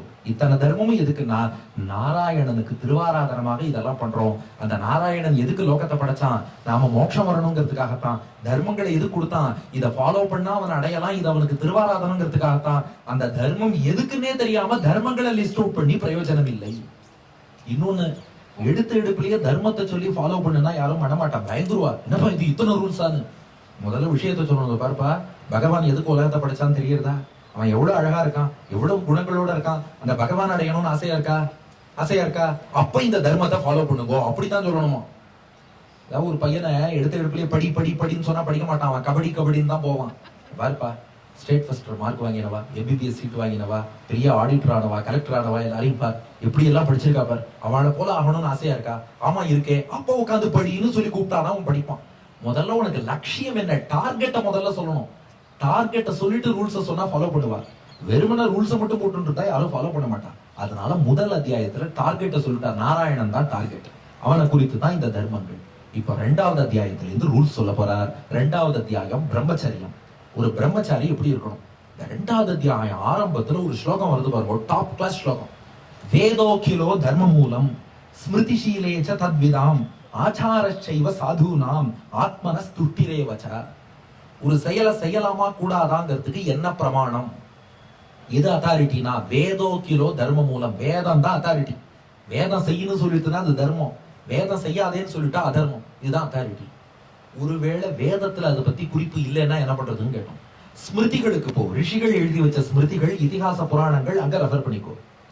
இதிகாச புராணத்துல இல்லைன்னா அப்போ பெரியவாளுடைய அனுஷ்டானத்தை பாரு. பெரியவா ஒண்ணு பண்ணியிருக்கான்னா அது இப்படி பண்ணிவிடு. பெரியவா அனுஷ்டானத்திலையும் இல்லைன்னா அப்பவும் மனசாட்சி படி பண்ணு. நாம ரிவர்ஸ்ல பண்றோம். முதல்ல மனசாட்சியை கேட்டுப்போம். என் மனசாட்சிக்கு ரைட்டா இருக்கு, ஓகே. பெரியவா எதை பண்ணா எனக்கு என்ன, வேதத்துல என்ன சொன்னா எனக்கு என்ன. நாம ரிவர்ஸ்ல பண்ணிட்டு இருக்கோம். முதல்ல மனசாட்சியை கேட்டுப்போம்.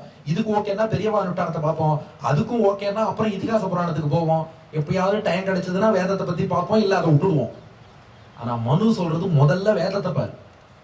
அதுல இல்லைன்னா இதிகாச புராணம், அதுல இல்லைன்னா பெரியவா அனுஷ்டானம், அதுலயும் இல்லைன்னா உன் மனசாட்சியை கேட்டுக்கோ. இப்ப வேதத்துக்கும் இதிகாச புராணத்துக்கும் ஒரு கான்ட்ரடிக்ஷன் இருக்குன்னா வேதம் சொன்னதுதான் பிரமாணம். இதிகாச புராணத்துக்கும் ஆச்சாரிய கட்டளைங்கிறது வேற. சும்மா நம்மாத்து பெரியவான்னு இருப்பா இல்லையா, இதிகாச புராணத்துக்கும் நம்மாத்து பெரியவா அனுஷ்டானத்துக்கும் வேறுபாடு இருந்தா அப்ப இதிகாச புராணம் சொல்றதை கேட்டுடணும். இப்போ அடியனின் ஸ்ரீபாஷியாதி ஆச்சாரியன் டாக்டர் சிவவே கருணாகராச்சார சுவாமி அடியன்ட்ட சொன்னா, டெய்லி பிரம்ம யஜ்ஞம் பண்ணுந்தார். எங்க காலத்துல எல்லாரும் அப்செக்ஷன், உங்க அப்பாவும் பண்ணல தாத்தாவும் பண்ணல, நீ ஏன்டா பிரம்ம யஜ்ஞம் பண்ணணும். அப்படி கிடையாது. அவ பண்ணாம விட்டான்னா அது தப்பு. அதனால இது இப்போ பிரகலாதன், எங்க அப்பா நாம சங்கீர்த்தனமே பண்ணல, நான் ஏன் பண்ணணும் கேட்கலாமா? அதனால அந்த கதை வேற. அதனால நம்ம பெரியவா ஒருவேளை ஒரு தப்புனால ஒண்ணு பண்ணாம விட்டுருந்தா அதுக்காக அதை பண்ணக்கூடாதுன்னு அர்த்தம் இல்லை. வேதத்திலையும் இதிகாச புராணத்திலையும் பிரமாணம் இருக்குன்னா அதை பண்ணணும். பெரியவா அனுஷ்டானத்துக்கும் நம்ம மனசாட்சிக்கும் விரோதம் வரும்போது பெரியவா அனுஷ்டானத்தை தான் நம்ம ஃபாலோ பண்ணணும். அதுதான் சொல்றார். முதல் பிரமாணம் வேதம், அடுத்து இதிகாச புராணம், அடுத்து பெரியவா அனுஷ்டானம், நாலாவது நம்ம மனசாட்சி. இந்த வகையில ஒரு குழந்தை பிறக்கிறது, அவன் பிரம்மச்சாரியா எப்படி வாழணும் சொல்றேன்ட்டு மனு சொல்ல ஆரம்பிக்கிறார். பிராங்னாபிவர்தனாத் பும்சஹா ஜாத கர்ம விதீயதே மந்திரவத் பிராசனம் சாஸ்ய ஹிரண்ய மதுசர்பிஷாம். குழந்தை பிறந்து தொப்புள் கொடி அறுப்பதற்கு முன்பு ஜாத கர்மா பண்ணணும். ஜாத கர்மானா ஜாதகம் எழுதுறது இல்ல. ஹோமம் பண்ணி குழந்தையோட நாக்குல தங்க கரண்டி, தங்க ஸ்பூனால நெய் சேர்க்கணும். அல்லது ஹிரண்ய மது சர்பிஷாம், தேன் நெய், இதெல்லாம் தங்க கரண்டியால அந்த குழந்தையோட கை வாயில சேர்க்கணும். குழந்தை பிறந்து தொப்புள் கொடியை அறுப்பதற்கு முன்பு ஜாத கர்மா பண்ணணும். ஜாத கர்மானா ஜாதகம் எழுதுறது கிடையாது. ஹோமம் பண்ணி தங்க ஸ்பூனால குழந்தையோட நாக்குல தேன் நெய் சேர்க்க வேண்டுமோ. இந்த ஜாத கர்மா தொப்புள் கொடி அறுப்பதற்கு முன்பு பண்ணணும்னு சாஸ்திரம். மனுவும் சொல்லிட்டார். அப்படித்தான் அந்த காலத்துல பண்ணிட்டு இருந்தா. இப்ப என்ன ப்ராப்ளம்னா, இதுக்கு மந்திரம் சொல்லணும். அப்பா வேத அத்தியனம் பண்ணிருந்தா அவரே மந்திரம் சொல்லி பண்ணிடுவார். இப்ப தகப்பனார் யாரும் அத்தியனம் பண்ணல, இதுக்கு வாத்தியார் சுவாமி வேணும். அப்ப வாத்தியாரை கூப்பிட்டா அவர் தீட்டு வரமாட்டார். தொப்புள் கொடி அறுத்ததுக்கு அப்புறம் தான் அப்பாவுக்கு தீட்டலாம். இது தொப்புள் கொடி அறுப்பதற்கு முன்னாடி இந்த ஜாத கர்மா ஹோமம் பண்ணிட்டு தான் தொப்புள் கொடியா இருக்கணும். அதனால இப்ப விருத்தியும் கிடையாது, அன்னைக்கு அவர் பண்ணித்தான் ஆகணும். அதை அடுத்தது இப்ப ஹாஸ்பிட்டல் டெலிவரி. நாம பாட்டுக்கு ஹாஸ்பிட்டல்ல கொண்டு போய் அப்பாவே அத்தியனம் பண்ணாலும் நான் அக்னி வளர்த்து ஹாஸ்பிட்டல்ல ஜாத கர்மா பண்றேன்னு சொன்னா முதல்ல அகைன்ஸ்ட் மெடிக்கல் அட்வைஸ்னு டிஸ்சார்ஜ் போட்டு வீட்டுக்கு அனுப்பிடுவார். அதனால பெரியோர்கள் என்ன சொன்னாங்கன்னா, சரிப்பா 10 நாள் புண்ணியாக வச்சனம் ஆனதுமாவது ஜாத கர்மாவை பண்ணிவிடுவோம். அதனால அட்லீஸ்ட் 10 நாள் கழிச்சு அந்த விருத்தி கழிஞ்சதும் நாமகரணம் பெயர் வைக்கிறோம் இல்லையா, அப்போ ஜாத கர்மாவை பண்ணிடணும். அப்படித்தான் பெரியோர்கள் பண்ணா. என்னுடைய மகளுக்கும் அப்படித்தான் பண்ணித்து. ஆனா காலப்போக்கில் என்ன எடுத்துனா, நாமகரணம் பெயர் வைக்கிறதுக்கு வாத்தியாரை கூப்பிட்டு ஜாதகர்மா பண்ணி அவருக்கு சம்பாவனை நெல்லுல பேர் எழுதிட்டு போட்டு தள்ளி போட்டா. அதுக்கப்புறம் 6 மாசத்துல குழந்தைக்கு அன்னப்பிராசனம்னு உணவளிக்கணும். அப்போ ஜாதகர்மாவை பண்ணலாமான்னா அதுக்கு ஒரு பருப்பு சாதத்தை ஆத்திரையே கொடுத்துட்டு அதுக்கும் வாத்தியாரை கூப்பிடல, சம்பாவனை மிச்சமும் விட்டுட்டா, அப்பயும் ஜாதகர்மா பண்ணல. அதுக்கப்புறம் 3 வயசுல சவுளம்னு குடுமி வைக்கணும். அப்பவும் ஜாதகர்மா பண்றது இல்லை. ஏன்னா குடுமையை யாரும் வைக்கிறது இல்லை. அப்புறம் ஜாதகர்மா எங்கேது பண்றது? 7 வயசுல பூணல் போடும்போது அந்த குழந்தைக்கு ஜாத கர்மாவை பண்ணிட்டு இருக்கா. எப்ப பண்ணணும்? தொப்புள் கொடி கட் பண்றதுக்கு முன்னாடி பண்ண வேண்டிய ஜாத கர்மாவை 7 வயசு. அந்த பூணலை 7 வயசுல போட்டா கூட பரவாயில்ல. சில பேருக்கெல்லாம் கல்யாணத்துக்கு முன்னாடி முதல் நாள் 25 வயசுல போட்டு இந்த ஜாத கர்மால மந்திரம், குழந்தை அடுத்தது நீ தாய்ப்பால் குடிக்க போற, அது உனக்கு physical strength, mental strength, spiritual strength எல்லாம் கொடுக்கட்டும். யார் 25 வயசு பையனை அதை அம்மா மடியில உட்கார வச்சு வேற சொல்லணும். இதுல என்ன வேற நம்ம புலம்புறோம்னா, எல்லாம் வேதத்துல சொல்லபடி பண்ண, ஆனா ஒண்ணுமே நடக்கலையா, அதை கரெக்டா பண்ணணும். இப்படி தப்பு தப்பா பண்ணிட்டு என்ன பண்றது? குழந்தைக்கு தொப்புள் கொடி கட் பண்றதுக்கு முன்னாடி ஜாத கர்மா முடியலையா, பெரியோர்களே காட்டியிருக்கா, 11ஆம் நாளாவது பண்ணிடுவோம். அடுத்து நாமதேயம் தசம்யாம் து துவாதஷ்யாம் வாசிய காரையே. 10ஆம் நாளோ 12ஆம் நாளோ குழந்தைக்கு நாமதேயம் பெயர் சூட்டுதல் அது நடத்திடணும். இந்த பேர் எப்படி வைக்கணுங்கிறத பத்தி மனு சொல்லியிருக்காரு. எப்படின்னா ஒரு வர்ணத்துக்கும் ஏற்றபடி பேர் வைப்பாளாம். மாங்கல்யம் பிராமணஸ்ய ஸ்யாத். அந்தனர் வீட்டு குழந்தைக்கு பேர் வைக்கும் போது பேர் மங்களகரமா இருக்கணுமா. க்ஷத்ரியஸ்ய பலான்விதம். மன்னர் வீட்டு குழந்தைக்கு பேர் வைக்கும் போது பேர்லயே ஒரு வீரமும் பலமும் இருக்கணுமா, சும்மா பேரை கேட்டாலே அதிரணுமா, ஏன்னா அவன் ராஜாவா வரப்போறான். அடுத்து வைசியஸ்ய தன சயுக்தம், ஒரு வணிகர் வீட்டுல குழந்தை பிறக்கிறதுனா பேர்லயே பணக்காரங்கிறது இருக்கணுமா, செல்வம் பேர்ல இருக்கணும், அந்த மாதிரி பேர் வைக்கணுமா. சூத்ரஸ்யது ஜுகுப்சிதம், ஒரு நல்ல உழைப்பாளி குடும்பத்துல பிறக்கிறான்னா அவன் கடினமான உழைப்பாளி, அவன் உழைச்சு முன்னேறுபவன் அப்படிங்கறது அவன் பேர்ல இருக்கணுமா. அடுத்து பெண் குழந்தைக்கு பேர் வச்சா எப்படி இருக்கணும்னா, எப்படி இருக்கணும், திசிஷா பிசிஷா அப்படிலாம் ஏதோ வைக்கிறாளே அப்படி இல்ல. பெண் குழந்தைக்கு எப்படி பேர் வைக்கணும்னு ஒரு லட்சணம் சொல்லியிருக்கார். ஸ்திரீனாம் சுகோத்தியம், கேட்கும் போதே தேன் வந்து பாயுது காதினிலே என்னபடி ஸ்வீட்டா இருக்கணுமா. அக்ரூரம், ரொம்ப குரூவலா இருக்கக்கூடாது, ரொம்ப கொடுமையான கடுமையான பேரா இருக்கக்கூடாதாம். விஸ்பட்டார்த்தம், சொன்னதும் அர்த்தம் புரியணுமா, அர்த்தமே புரியாதபடி பேர் வைக்க கூடாதாம். அப்புறம் மனோகரம், ரொம்ப அழகா இருக்கணும், மனசை கொள்ளை கொள்ளும்படியாக இருக்கணுமா ஒரு பெண்ணின் பேர்னா. மாங்கல்யம், கண்டிப்பா அது மங்களகரமாக இருக்கணும், அதுக்குதான் தாயார் பேரா வைக்கணும். மங்களம் மங்களானாம், எல்லா மங்களமும் தாயார், அதனால அந்த மங்களகரமா லட்சுமி கட்டாட்சம் பேர்ல இருக்கணும். தீர்க்க வர்ணாந்தம், பெண்ணின் பேர் முடியும் போது நெடில்ல முடியணுமா. நீங்க உங்க பேர் எல்லாமே சொல்லி பாருங்க, நெடில்ல தான் முடியணும், குறில்ல முடியக்கூடாது. இல்லையே என் மனைவிக்கு ஹரிணின்னு பேரு, குறில்ல முடிய இல்ல, நீ தான் அது, ஹரிணிங்கிறது நெடில் தான், குறில் கிடையாது. பெண்ணின் பேர் எப்போதுமே நெடில்ல தான் முடியணும், அதுவும் ஒரு முக்கியமான விஷயம்.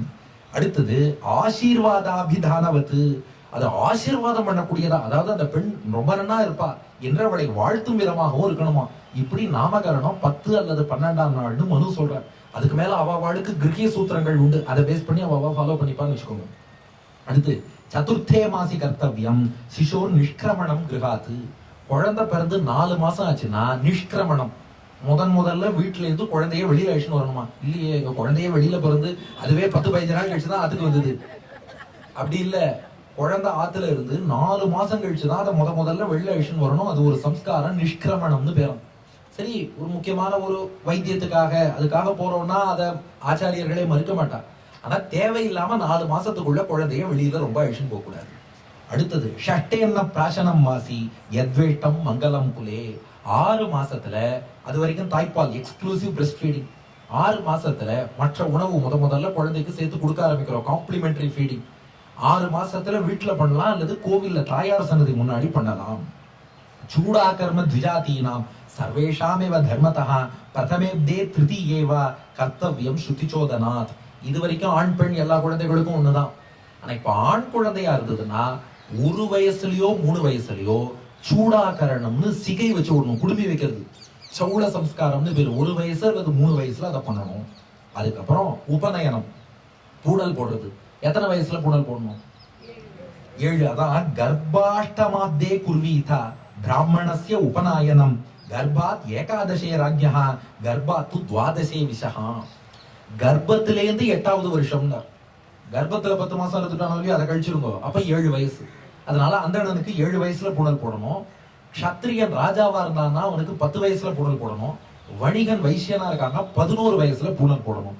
7, 10, 11 இது இவர்களுக்கான ஆப்ட் ஏஜ், அதான் உபநயனம் என்று சொல்கிறோம். பிரம்மவர்ச்சச காமஸ்ய காரியம் விப்ரஸ்ய பஞ்சமே. இல்ல, ஒரு அந்தணன் என் குழந்தை நல்ல ஞானத்தோட இருக்கணும்னு ஆசைப்பட்டான்னா 5 வயசுலயே பூணல் போடலாம், தப்பு இல்ல. ராஜ்யோ பலார்த்தினஹா ஷஷ்டே, ஒரு ராஜா என் குழந்தை நல்ல பலசாலியா இருக்கணும்னு நினைச்சானா 6 வயசுல பூணல் போடலாம், தப்பு இல்ல. வைசியஸ்ய இகார்த்தினோஷ்டமே, அப்புறம் ஒரு வணிகர் பிள்ளை நிறைய பணக்காரனா வரணும்னு ஆசைப்படுறான்னா அவன் 8 வயசுல பூணல் போட்டா தப்பு இல்லை. அதனால அந்தணருக்கு 5லயும் போடலாம், மன்னனுக்கு 6லயும் போடலாம், வணிகனுக்கு 8லயும் போடலாம். போட்டா எவ்வளவுக்கு எவ்வளவு சீக்கிரம் போடுறோமோ அவ்வளவுக்கு எவ்வளவு அந்த குழந்தை பியூரிஃபை ஆகி, இது ஒரு சம்ஸ்காரம். உபநயனம் பண்றதுங்கிறதுக்கு என்ன காரணம் அப்படின்னா, இப்போ கோவிலுக்கு நாம புஷ்பம் வாங்கிட்டு போறோம்னு வச்சுக்கோங்களேன், புஷ்பத்தை நேரா அர்ச்சகர் பெருமாளுக்கு சாத்திடுவாரா? தீர்த்தம் தெளிச்சுட்டு சாத்துவார். ஏன்? பூல தோஷம் இருக்கலாம், வாங்கி வந்தா நம்ம கிட்ட இருக்கலாம், தொடுத்த வாழ்கிட்ட இருக்கலாம், அதை நீக்கிறதுக்காக தெளிக்கிறா இல்லையா? அது போல நம்மை, இந்த குழந்தைய, அந்த ஜீவாத்மாவை பெருமாள்கிட்ட அர்ப்பணிக்கிறதுக்கு முன்னாடி ஒரு சம்ஸ்காரம்னு ஒரு புடல் போட்டாச்சுன்னா அது தீர்த்தம் தெளிச்ச மாதிரி அதை பியூரிஃபை பண்ணி மேற்கொண்டு நீ வேதம் எல்லாம் கற்கலாம். ஆனா அப்புறம் என்ன கேட்பா, அப்புறம் 4ஆம் வருணத்தவருக்கு சொல்லவே இல்லையே, அவ பெருமாள் திருவடியிலேருந்து வந்த வாங்கிறதுனால தனியா பியூரிஃபை பண்ண வேண்டிய தேவையில்லைங்கிறதுனால சொல்லலை. மற்ற அவயவத்திலேருந்து வந்தவாளுக்கு பியூரிஃபிகேஷன் தேவை. அவ பெருமாளுடைய திருவடியிலேருந்து வந்தவா, அதனால அவளுக்கு இந்த சம்ஸ்காரங்கள் சொல்லப்படவில்லை. ஆனா இதுல நோட் பண்ண வேண்டிய பாயிண்ட் முக்கியம். நம்ம இதை பத்தி கேள்வி நிறைய கேட்டு இருக்கோம். ஆனா அதுல நமக்கு ஒரு பாயிண்ட் சொல்லியிருக்கு, ஆஷோடசாத் பிராமணஸ்ய காயத்ரி நாதி வர்த்ததே. அந்தணனுக்கு 16 வயசுக்கு மேல பூணல் போட்டா அந்த காயத்ரி மந்திர உபதேசமே செல்லாது, இன்வாலிட். ஆத்வா விம்சாத் க்ஷத்ரபந்தோஹோ ஆச்சதுர் விம்சதே விஷஹா. மன்னனுக்கு 22 வயசுக்கு மேல போட்டா செல்லாது, வணிகனுக்கு 24 வயசுக்கு மேல போட்டா செல்லாது. அதனாலதான் அந்தணனுக்கு எப்பாடுபட்டாவது 15 வயசுக்குள்ள பூணல் போட்டுடணும். 7ல போடுறது சிறப்பு, 5ல போட்டா ரொம்பவே உத்தமம். அதனால ஆஸ் எர்லி as பாசிபிள் காமம் நுழைவதற்கு முன்பு காயத்ரி நுழையணும். நம்ம காமத்தை நுழைய விட்டு அப்புறம் காயத்ரியை நுழைக்க பார்த்தா அது நுழையாது. அதுலயும் ஒருத்தருக்கும் சில ரூல்ஸ் எல்லாம் சொல்லியிருக்கு. இந்த அந்தண பிரம்மச்சாரி இருக்காரே, மேல் வஸ்திரமாக எதை அணியணும்னா காஞ்சு போன மிருகத்தின் தோலை தான் அணியணும். அதுல அந்தண பிரம்மச்சாரிக்கு கருப்பு மானின் தோல், அதுதான் கிருஷ்ணாஜினம்னு சொல்லுவார். வாமனமூர்த்தியும் மான் கொண்ட தோல் மார்வின் மாணியா என்று மாந்தோல் அணிஞ்சுன்னு போனாருன்னு பாக்குறோம். அந்தண பிரம்மச்சாரிக்கு கருப்பு மான் தோல், க்ஷத்ரிய பிரம்மச்சாரிக்கு தங்கமானின் தோலாம், வணிக பிரம்மச்சாரிக்கு ஆட்டு தோலாம். அவ அத மேல் வஸ்திரமாக நம்ம ஷால் போடுறோம் பாருங்க, இது போல இன்னைக்கு சும்மா பூனல்ல இத்துண்டு மான் தோல்னு கட்டியிருப்பா. அது இவளுக்கு இது மாங்காயோட தோலா இல்ல மானோட தோலாங்கிறதே தெரியாது. மான் தோல் டியர் ஸ்கின்னுங்கிறது மேல் வஸ்திரம் மேல ஷால் மாதிரி போட்டு அதைத்தான் மேலாடையாக அணியணுமா. அந்தணருக்கு கருப்பு மாந்தோல், மன்னருக்கு பொன் மாந்தோல், வைசியருக்கு ஆட்டுத்தோல். அது போல பூணல் இருக்கு பாருங்க, அந்தணருக்கு பருத்தி பூணலா, இதெல்லாம் மனு சொல்லியிருக்கார். அந்தணருக்கு பருத்தி காட்டன்ல பூணல், மன்னருக்கு சணல்ல பூணல், வணிகருக்கு கம்பளியில பூணல், உள்ளன் பூணல். இப்படி இவர்களுக்கு பூணல்லையே வேறுபாடு உண்டு. இந்த குழந்தை பிக்ஷை எடுத்து தான் சாப்பிடணும் பிரம்மச்சாரி. எதுக்கு அவனை பிக்ஷை எடுக்க சொல்றாருன்னா அதுக்கு ஒரு சின்ன காரணம் இருக்கு. இவன் முதல்ல பிக்ஷைன்னு போய் ஒருத்தட்ட உணவை கேட்டு வாங்கிட்டு வந்தாதான் மனசுல பணிவு வரும். அந்த பணிவு வந்தாதான் குரு சொல்லி கொடுக்கிற பாடத்தை உள்வாங்கிப்பான். இவனே தாட்பூட் தஞ்சாவூர்னு பணிவு இல்லாம இருந்தான்னா இவன் குருவுக்கு பாடம் நடத்துவான். அவர் இப்போ ஒரு சின்ன விஷயம், ஒரு பானை எம்டியா இருக்குன்னா நம்ம எதை வேணா கொண்டு அதை நிரப்பிடலாம். பானை ஏற்கனவே ஃபுல்லா இருந்ததுன்னா எதையுமே நிரப்ப முடியாது. இன்னைக்கு என்ன ப்ராப்ளம்னா பல சிஷ்யர்கள் மைண்ட் ஆல்ரெடி ஃபுல் பண்ணி வந்துடுறா.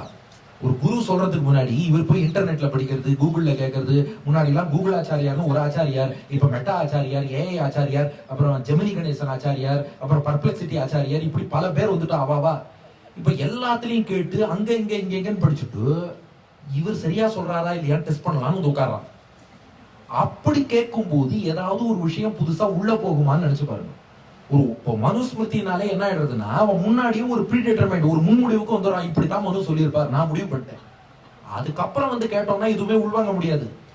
பிளைனா வருவோம், அன்பயஸ்டா வருவோம். என்ன விஷயங்கிறத கேட்டு உள்வாங்கி போன்னு செஞ்சோம்னா அப்ப விஷயம் ரிஜிஸ்டர் ஆகும். அப்ப அதுக்கு அடிப்படை என்ன? பணிவு. நம்ம கிட்ட பணிவு இருந்ததுன்னா, ஒண்ணும் தெரியாதுங்கிற எண்ணம் இருந்ததுன்னா சொல்றத என்ன கேட்டுப்போம் இல்லையா, அதுதான் ரொம்ப ரொம்ப முக்கியம். அதான் சொல்லுவா, எல்லாம் தெரிஞ்சவரை சமாளிச்சுடலாம், ஒண்ணுமே தெரியாதவரை கூட திருத்திடலாம். அறகுறையா இருக்கிறவாளை சரி பண்றது ரொம்ப ரொம்ப கஷ்டம். இந்த சிஷ்யம் அறகுறையா இல்லாம இருக்கணும். அதுக்கு என்ன வழின்னா எம்டி பாத்திரத்தை கையில கொடுத்து பிக்ஷைக்கு போய் சொல்லுவான். அவன் போய் பிக்ஷை எடுக்கும் போது இந்த பாத்திரம் எப்படி காலியா இருக்கோ இது போல மனசும் காலியா இருக்கணும். அவ இட்டு நிரப்புவது போல ஆச்சாரியன் ஞானத்தை இட்டு நிரப்பினாதான் நமக்கு ஞானம்ங்கிற உணர்வு வரணும். இது புரிஞ்சுக்காம என் குழந்தை ஏன் பிக்ஷை எடுக்க சொன்னா அப்படின்னு நம்ம கேட்கக்கூடாது. அதுலயும் சொல்லியிருக்கா பாருங்க, அந்தண பிரம்மச்சாரி பிக்ஷைக்கு போகும்போது பவதி பிக்ஷாம் தேகின்னு கேட்கணுமா, க்ஷத்ரிய பிரம்மச்சாரி பிக்ஷாம் பவதி தேகின்னு கேட்கணுமா, வைசிய பிரம்மச்சாரி பிக்ஷாம் தேகி பவதின்னு கேட்கணுமா. மனு சொல்லியிருக்காரு. அந்தணர் பவதிய முதல்ல சொல்லணும், க்ஷத்ரியர் பவதிய நடுவுல சொல்லணும், வைசியர் பவதிய கடைசியாக சொல்லணும். பவதினா மேடம்னு அர்த்தம். சான்ஸ்கிரிட்ல பவான் அப்படின்னா சார்னு அர்த்தம், பவதினா மேடம்னு அர்த்தம். அதுதான். ஆகையினால அந்த மாதிரி அவ பிக்ஷை கேட்கணும். பிக்ஷை கேட்டு வாங்கிட்டு அதை ஆச்சாரியன்ட்ட காட்டணுமா. இவனா சாப்பிட கூடாது பிக்ஷை போட்டான்னு. நிவேத்திய குரவேஷ்ணியாது ஆச்சமிய பிராங்முக சுச்சி, ஆச்சாரியன்ட்ட காமிச்சுட்டு அவர் அனுமதித்தால் அதுக்கப்புறம் சாப்பிடணும். அந்த உணவையும் இந்த ஆச்சாரியன் அனுகிரகம் பகவத் அனுகிரகத்தால் கிடைச்சதுன்னு அதை பூஜித்து விட்டு சாப்பிட்றதே ஒரு பிரேயர். அந்த உணவை பூஜித்து விட்டு உட்கொள்ள வேண்டுமா. பூஜிதம் ஹ்யசனம் நித்தியம் பலம் ஊர்ஜம் ச யச்சதி. அப்படி பூஜித்து உணவு உண்டான்னா அவனுக்கு பலம் தேஜஸ் எல்லாமே கூடும். அதுக்கப்புறம் குரு கிட்ட பாடம் படிக்கும் போது என்ன பண்ணணுமா, பாடம் ஆரம்பிக்கும் போதும் சரி அன்றைய பாடம் பூர்த்தி செய்யும் போதும் சரி குருவை சேவிக்கணும். ஆச்சாரியனை விழுந்து வணங்காமல் எந்த பாட கற்றாலும் அது நம் மனத்தில் ஏறாது. பிரம்மாரம்பே வசானேச்ச பாதௌ கிராஹ்யௌ குரோஸ் சதா யத்யஸ்த பாணினா காரியம் உபசங்கிரகணம் குரோகோ. பாடம் ஆரம்பிக்க போறாரா, ஆச்சாரியனை விழுந்து சேவிக்கணும், சேவிச்சுட்டு தான் பாடம் கேட்கணும். பாடம் பூர்த்தி பண்ணிட்டாரா, மறுபடியும் விழுந்து சேவிக்கணும், அதுக்கப்புறம் தான் எழுந்துக்கணுமா. அதையும் சேவிக்கும் போது அந்த அபிவாதைய சொல்றா பாருங்க, அதுல ரொம்ப அழகா மனு சொல்லியிருக்கார். இந்த சேவிக்கும் போது என்ன பண்ணணும்னா கைகளை மாத்தி வச்சுட்டு சேவிக்கணும்னு. அபிவாதையை கவனிச்சிருக்கா, சர்மன் நாம ஹஸ்மமி போ அகமஸ்மி போ ஹோம்பா. அப்ப கையை இப்படி மாத்தி வச்சிருவா. ஏன் மாத்தி வைக்கிறோம்னா, ஆச்சாரியனுடைய வலது திருவடியை வலது கையால தான் டார்கெட் பண்ணணுமா, இடது திருவடியை இடது கையால தான் டார்கெட் பண்ணணுமா. நாம இப்படி சேவிச்சுட்டோம்னா அவரோட இடது திருவடிக்கு நேரம் வலது கை வந்துடும், வலது திருவடிக்கு நேரம் இடது கை வந்துடக்கூடாதான். கரெக்டா ரைட்டுக்கு ரைட், லெப்டுக்கு லெப்ட் இருக்கணுமா. அந்த மாதிரி ஆச்சாரியனை விழுந்து சேவிக்க வேண்டும். அடுத்து இந்த சிஷ்யன் தன் 11 புலன்களையும் அடக்கணும். பாருங்க, மனு அடுத்த விசிட்டாத்வைதி. மத்த எல்லா நெறியிலையும் 10 புலன்கள், ராமானுஜ சம்பிரதாயத்துல மட்டும்தான் 11 புலன்கள். மனசையும் ஒரு இந்திரியம்னு சொல்லியிருக்கார் ராமானுஜர். 5 ஞானேந்திரியம், 5 கர்மேந்திரியம், மனசு ஞான பிளஸ் கர்ம இந்திரியம் 11ஆம் இந்திரியம்னு. மனு சொல்றார், ஏகாதசம் மனோஜ்ஞேயம் சொகுணேன உபயாத்மகம். 11வது இந்திரியமான மனசு உட்பட எல்லாத்தையும் அடக்கணும். ஆனா பிரம்மச்சாரி ஒண்ணு புரிஞ்சுக்கணுமா, சின்ன வயசுல என்ன தோணும்னா, இந்த சிற்றின்பம் எல்லாம் கொஞ்சம் அனுபவிச்சுட்டா அந்த ஆசை போயிடும், கொஞ்சம் அனுபவிச்சுட்டு விடலாமேன்னு தோணுமா. அப்படி வளர்த்துக்காத. நஜாத்து காம காமானாம் உபபோகேன சாமியதி. உலகியல் இன்பம் இருக்கே, அனுபவிச்சு கழிக்கலாம்னு நினைக்காத. அனுபவிக்க அனுபவிக்க இன்னும் இழுத்துட்டே போகுமே ஒழிய போதுங்கிற எண்ணத்தை கொடுக்காது. அதுல எது விலகி நின்னா தான் உலகியல் இன்பத்தை ஜெயிக்கலாமே ஒழிய. அதுக்கு உதாரணம் சொல்றார் மனு. அக்னியில நீ நெய்ய குத்தினா, கொஞ்சோண்டு நெய்ய குத்திக்கிறேன், நான் இன்னும் நல்லா எரிய ஆரம்பிச்சிடும். இல்ல இன்னும் கொஞ்சோண்டு குத்திக்கிறேன், இல்ல அது போக போக இன்னும் எரிந்து கொண்டேதான் போகும். அப்ப காமம்ங்கிற நெருப்பு அடக்கணும்னா நீ அதுல இருந்து விலகி வரணுமே ஒழிய, கொஞ்சம் அனுபவிக்கிறேன் அனுபவிக்கிறேன் அனுபவிச்சா கழிஞ்சிடணும்னு நினைச்சேன்னா அது எரியற நெருப்புல நெய்யை இன்னும் இன்னும் ஊற்றுவதற்கு சமம். இந்திரியானாம் து சர்வேஷாம் யத்யேகம் க்ஷரதி இந்திரியம் தேனாஸ்ய க்ஷரதி பிரஜ்ஞா திருதே பாத்ராத் யுவோதகம். ஒரு மாணவன் மனசுல வச்சுக்க வேண்டிய விஷயம் என்னன்னா, 11 புலன்களையும் அடக்கிருக்கணுமா. ஏதாவது ஒரே ஒரு புலன், கண்ணு மட்டும் அப்பப்போ டிவி பார்க்கும், பரவாயில்லையா. இல்ல காது மட்டும் அப்பப்ப ஏதாவது யூடியூப்ல வேண்டாததெல்லாம் கேட்டுட்டு இருக்கும், பரவாயில்லையா. அந்த மாதிரி வச்சுக்காத. ஒரு படகு இருக்குன்னா அதுல ஒரு ஓட்டை விழுந்தாலும் மொத்த படகும் முழுகிடும். அது போல 11 புலன்கள்ல ஒண்ணுல ஓட்டை இருந்தாலும் ஞானம்ங்கிற தண்ணீர் ட்ரெயின் ஆயிடுமா. மனு சொல்றத பாருங்க, பாத்திரத்துல எந்த இடத்துல ஓட்டை இருந்தாலும் தண்ணி வெளில போயிடும். எந்த புலன்ல தோஷம் இருந்தாலும் உள்ள இருக்கிற ஞானம் வெளியில போயிடும். அந்த ஞானத்தை நாம் இழக்காமல் இருக்க வேண்டும் என்றால் எல்லா புலன்களையும் தான் கண்ட்ரோல்ல வச்சுக்கணும். வைக்கலைன்னா கண் போன போக்கிலே கால் போகலாமா, கால் போன போக்கிலே மனம் போகலாமா, மனம் போன போக்கிலே மனிதன் போகலாமா, மனிதன் போன பாதையை மனு போன பாதையை மறந்து போகலாமா. அப்படி போயிடக்கூடாது.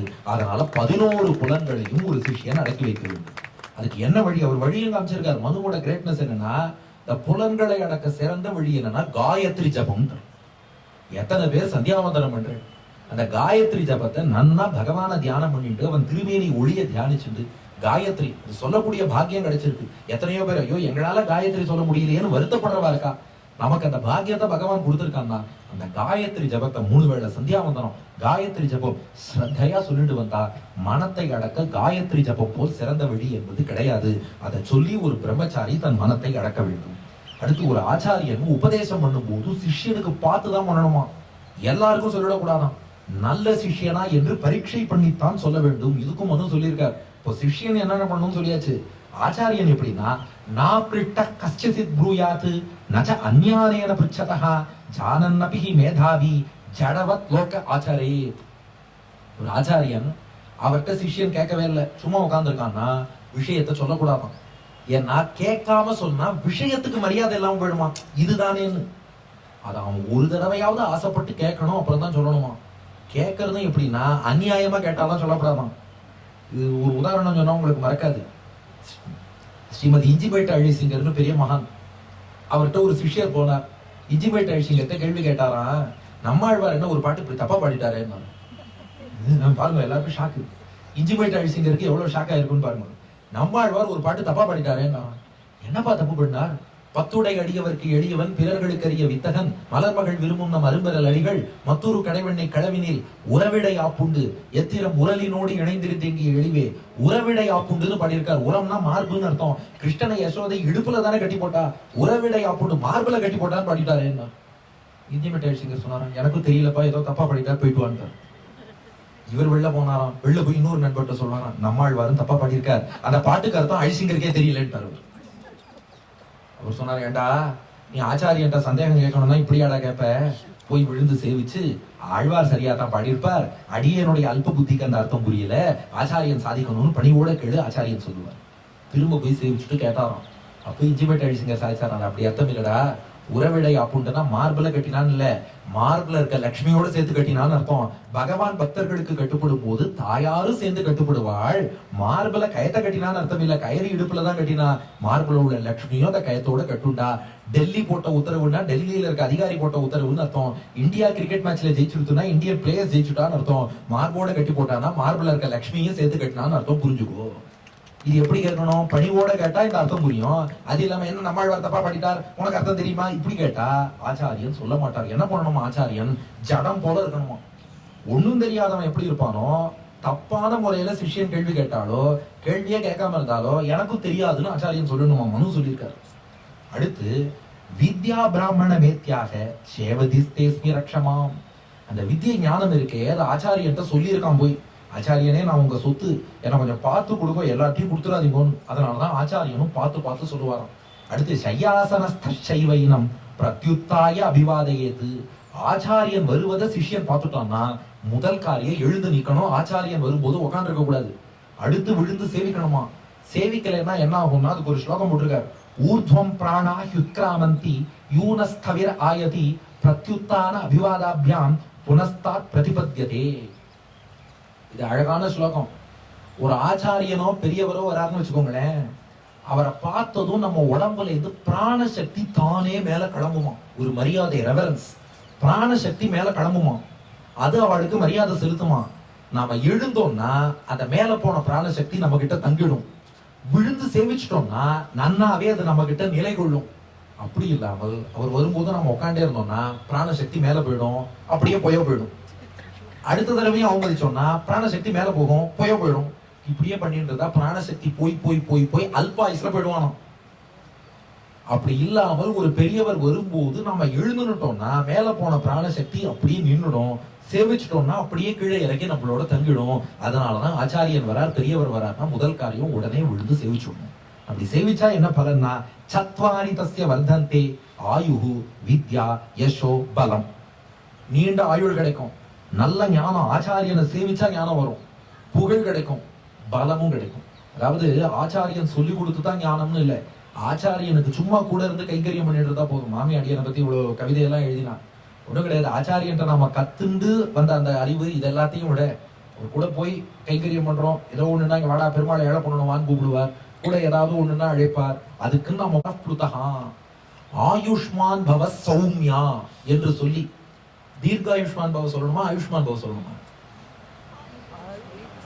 தீர்காயுஷ்மான் ஒரு வார்த்தையே கிடையாது சான்ஸ்கிரிட்ல. ஆயுஷ்னா ஆயுள், ஆயுஷ்மான்னு சொல்லிட்டாலே நீண்ட ஆயுள் தான் அர்த்தம். ஒண்ணு தீர்காயுன்னு சொல்லணும், நீண்ட ஆயுள். ஆயுஷ்மான்னு சொன்னாலும் நீண்ட ஆயுள். Shakespeare the most unkindest cut off all double superlative போட்ட மாதிரி நம்ம என்ன பண்ணிட்டான், தீர்காயுஷ்மான் பவன் மாத்திட்டான். ஒண்ணு தீர்காயுர் பவன் சொல்லணும், இல்ல ஆயுஷ்மான் பவன். ஆயுஷ்மான் பவ சௌமியா, நீ சோமரசம் பெறுகிற, அதாவது யாகம் பண்ணுவதற்கான தகுதி பெற்றவனே ஆயுஷ்மான் பவ சௌமியா, நீண்ட ஆயுளோட இருக்கணும். ஆயுஷ்மான்னாலே ஆயுஷ் நிறைய இருக்குன்னு அர்த்தம். சொல்லிட்டு அவன் பேர்ல கடைசி எழுத்து இருக்கே அதை இழுத்து சொல்லணுமா. எப்படி இழுத்து சொல்றது? நமஸ்காரம் பண்றவருக்கு ராமசர்மான்னு வச்சுக்கோங்களேன், ராமசர்மான்னு இழுக்கணுமா. இந்த ஆச்சாரியன் எவ்வளவு தூரம் அந்த சர்மான்னு எவ்வளவு தூரம் இழுக்கிறாரோ அவ்வளவு ஆயுசு நீண்ட ஆயுள் வாழ்வான் அப்படின்னு மனு சொல்லியிருக்காரு. அதனால இவன் சேவிக்கும் போது எழுந்து சேவிச்சு மரியாதையை சொல்லணும். அவன் அபிவாதையை சொல்லும் போது தன்னோட பேரை சொல்லிடுறான். அந்த பேரை அவரும் காதல வாங்கிட்டு, இன்னைக்கு சில இடத்துல என்ன ஆகுது, நாம அவள் காதல கேட்கும்படியா அபிவாதையை சொல்றது, இவர் மனசுக்குள்ளேயே சொல்லிட்டு இருப்பார். நன்னா அவ காதல கேட்கும்படி அந்த அபிவாதையை, அந்த ரிஷிகள் திருநாமத்தெல்லாம் சொல்லி அவ வழியில வந்தவன்கிறத சொல்லி அவரும் காதால கேட்டு, உன் பேர் என்னப்பா, கிருஷ்ணமூர்த்தி சர்மா, ஆயுஷ்மான் பவ சௌமிய கிருஷ்ணமூர்த்தி சர்மான்னு இழுத்து சொல்லுவாராம்.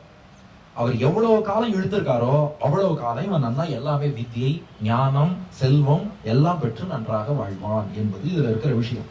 அடுத்து ஒருத்தர் நம்ம விட வயசுல சின்னவரா இருந்தாலும் அவருக்கு யோக்கியத்தை ஞானம் இருக்குன்னா அவருக்கு மரியாதை கொடுக்கணும். அவாச்சியோ தீட்சிதோ நாம்னா யவியானபி யோ பவேத் கோபவத் பூர்வகம் துவேனம் அபிபாஷேத தர்மவித்து. நம்மை விட ஒருத்தருக்கு ஞானம் அதிகமா இருக்குன்னா அவரை பேர் சொல்லி கூப்பிடக்கூடாது. இன்னைக்கு என்ன சொல்லி கொடுத்துட்டாங்கன்னா, ஒரு ஜீனு மட்டும் பக்கத்துல சேர்த்து யாரை வேணா பேர் சொல்லி கூப்பிடுங்கிறா. அப்படி கிடையாது. பெரியோர்கள் அவ வயசுல குறைவானவாளா இருந்தாலும் கூட ஞானம் உள்ளவா, சான்றோர்கள், பக்தர்கள், மகான்கள்னு இருக்காங்கன்னா, வயசுல குறைஞ்சவாளா இருந்தாலும் அவளை இன்னைக்குமே பேர் சொல்லி கூப்பிடக்கூடாது. என்னைக்குமே நம்ம சம்பிரதாயத்துல யாரையும் பேர் சொல்லி கூப்பிடுற வழக்கம்ங்கிறது கிடையாது. அந்த மாதிரி கூப்பிடக்கூடாது. அது மட்டும் இல்லையா, பாருங்க, மனுனா அவர் பெண்களுக்கு ஒரு மாதிரி சொல்லுவார், ஆண்களுக்கு ஒரு மாதிரி சொல்லுவாருங்கிறா. மனுவோட ஸ்லோகம் நீங்க படிக்கிற கேட்டுக்கோங்க. பரபத்னி து யாஸ்திரி சியாத் அசம்பந்தாச்ச யோனிதா தாம் ப்ரூயாத் பவதீதி ஏவம் சுபகே பகினீதி ச. ஒரு திருமணமான பெண் இருக்கான்னா அவள் தனக்கு உறவுக்காரியா இல்லாத பட்சத்துல, நமக்கு சொந்தக்காரர்களுக்குள்ள கூட்டு அக்கா தங்க அது வேற, நமக்கு அக்கா தங்க கிடையாது, வேற யாரோ இன்னொருத்தருடைய மனைவி, அந்த பெண்ணை பேர் சொல்லி கூப்பிடக்கூடாது. அவரை எப்படிதான் கூப்பிடுறதுன்னா, பவதி, பவதினா மேடம், மேடம் பவதின்னு தான் கூப்பிடணுமா. இல்லைன்னா பகினி, சகோதரி, சிஸ்டர்னு கூப்பிடணுமா. மேடம் என்றோ சிஸ்டர் என்றோ தான் பெண்ணை அட்ரஸ் பண்ணணும். நமக்கு சம்பந்தம் இல்லாத பெண்ணை பேர் சொல்லி கூப்பிடக்கூடாது. உறவுக்காராளுக்குள்ளதான் பேர் சொல்லி கூப்பிடலாம். இது ஆண்களுக்கு. பெண்களுக்குள்ள அவ ஃப்ரெண்ட்ஸ் கூப்பிட்டுப்பா. ஆனா ஆண்கள் இன்னொரு பெண்ணை அட்ரஸ் பண்ணும்போது, நமக்கு சொந்தக்காராளா இல்லாத பட்சத்துல இன்னொருத்தர் மனைவியா இருக்கான்னா அவளை பேர் சொல்லி கூப்பிட நமக்கு உரிமை கிடையாது. அப்ப கணவன் ஒய்ஃபை பேர் சொல்லி கூப்பிடலாம் இல்லையா? கணவனும் மனைவியை பேர் சொல்லி கூப்பிடக்கூடாது, மனைவியும் கணவனை பேர் சொல்லி கூப்பிடக்கூடாது. மனைவி ஆரியபுத்திரான்னு கணவனை கூப்பிடுவார், கணவன் மனைவியை ஏதாவது செல்ல பேர் வச்சு கூப்பிடுவார். அந்த காலத்துல எல்லாம் அம்மானு கூப்பிடுவார், தாய்க்கு பின் தாரம், ரொம்ப தைரியம் உள்ளவா ஏன்னு கூட கூப்பிடுவா. அது நமக்கு தைரியம் இல்லை, விட்டுருவா. ஏதாவது ஒரு பேர் சொல்லி கூப்பிட்டுக்கலாம். மற்றபடி கணவன் மனைவி ரெண்டு பேருமே ஒருத்தர் ஒருத்தர் பேர் சொல்லி கூப்பிடக்கூடாது. அப்புறம் மாத்ருஷ்வசா மாதுலானி ஸ்வஸ்ரூரத பித்ருஷ்வசா சம்பூஜ்யா குருபத்னிவத் சமாஸ்தா குருபாரியையா. அம்மாவுடைய சகோதரிகள் இருப்பாளே, சித்தி, பெரியம்மா, அது போல மாமாவோட மனைவி மாமி, அப்புறம் அப்பாவோட சகோதரி அத்தை, அப்புறம் மாமியார், இவா எல்லாரையும் ஆச்சாரிய பத்தினி போல் கருதி அவளுக்கு மரியாதை கொடுக்கணுமா. பெண்களுக்கு அவ்வளவு மரியாதை கொடுக்கணும்னு மனு சொல்லியிருக்காரு. அடுத்து சக்ரிணோ தசமிஸ்தஸ்ய ரோகிணோ பாரிண ஸ்திரியாக ஸ்நாதகஸ்ய ச ராஜ்யஸ்ச பந்தாதேயோ வரஸ்ய ச. இப்போ நாம ஒரு வாகனத்துல போயிட்டு இருக்கோம்னு வச்சுக்கோங்க. மனு சூப்பரா ஒரு விஷயம் சொல்றார். பல பேர் பயணிக்கும் வாகனத்துல போறோம். இப்ப இந்த காலத்துல பஸ்ன்னு வச்சுக்கோங்க. பஸ்ல போயிட்டு இருக்கோம். அதுல யாரெல்லாம் வந்தா நம்ம எழுந்துட்டா அவளுக்கு சீட்டு கொடுக்கணும்னு மனு சொல்லியிருக்காரு. யாரெல்லாம் வந்தா சீட்டு கொடுக்கணும்னா, சக்ரிணஹா தசமிஸ்தஸ்ய ரோகிணஹா, வியாதிகாரா வந்தா முதல்ல எழுந்துக்கணும், அவளுக்கு இடம் கொடுத்துடணும். பாரிணஹா, ஒருத்தர் பாரத்தை சுமந்துன்னு வராருன்னா, அப்பா நீ ரொம்ப பாரத்தை சுமத்து நிக்காத, இடம் கொடுத்துடணுமா. ஸ்திரியஹா, பெண்கள் வந்திருக்காங்க, கர்ப்பிணி பெண் தான் இல்ல, எந்த பெண் வந்தாலும் அவளுக்கு உட்கார சீட்டு கொடுத்துட்டு நாம எழுந்துதான் நிக்கணும்.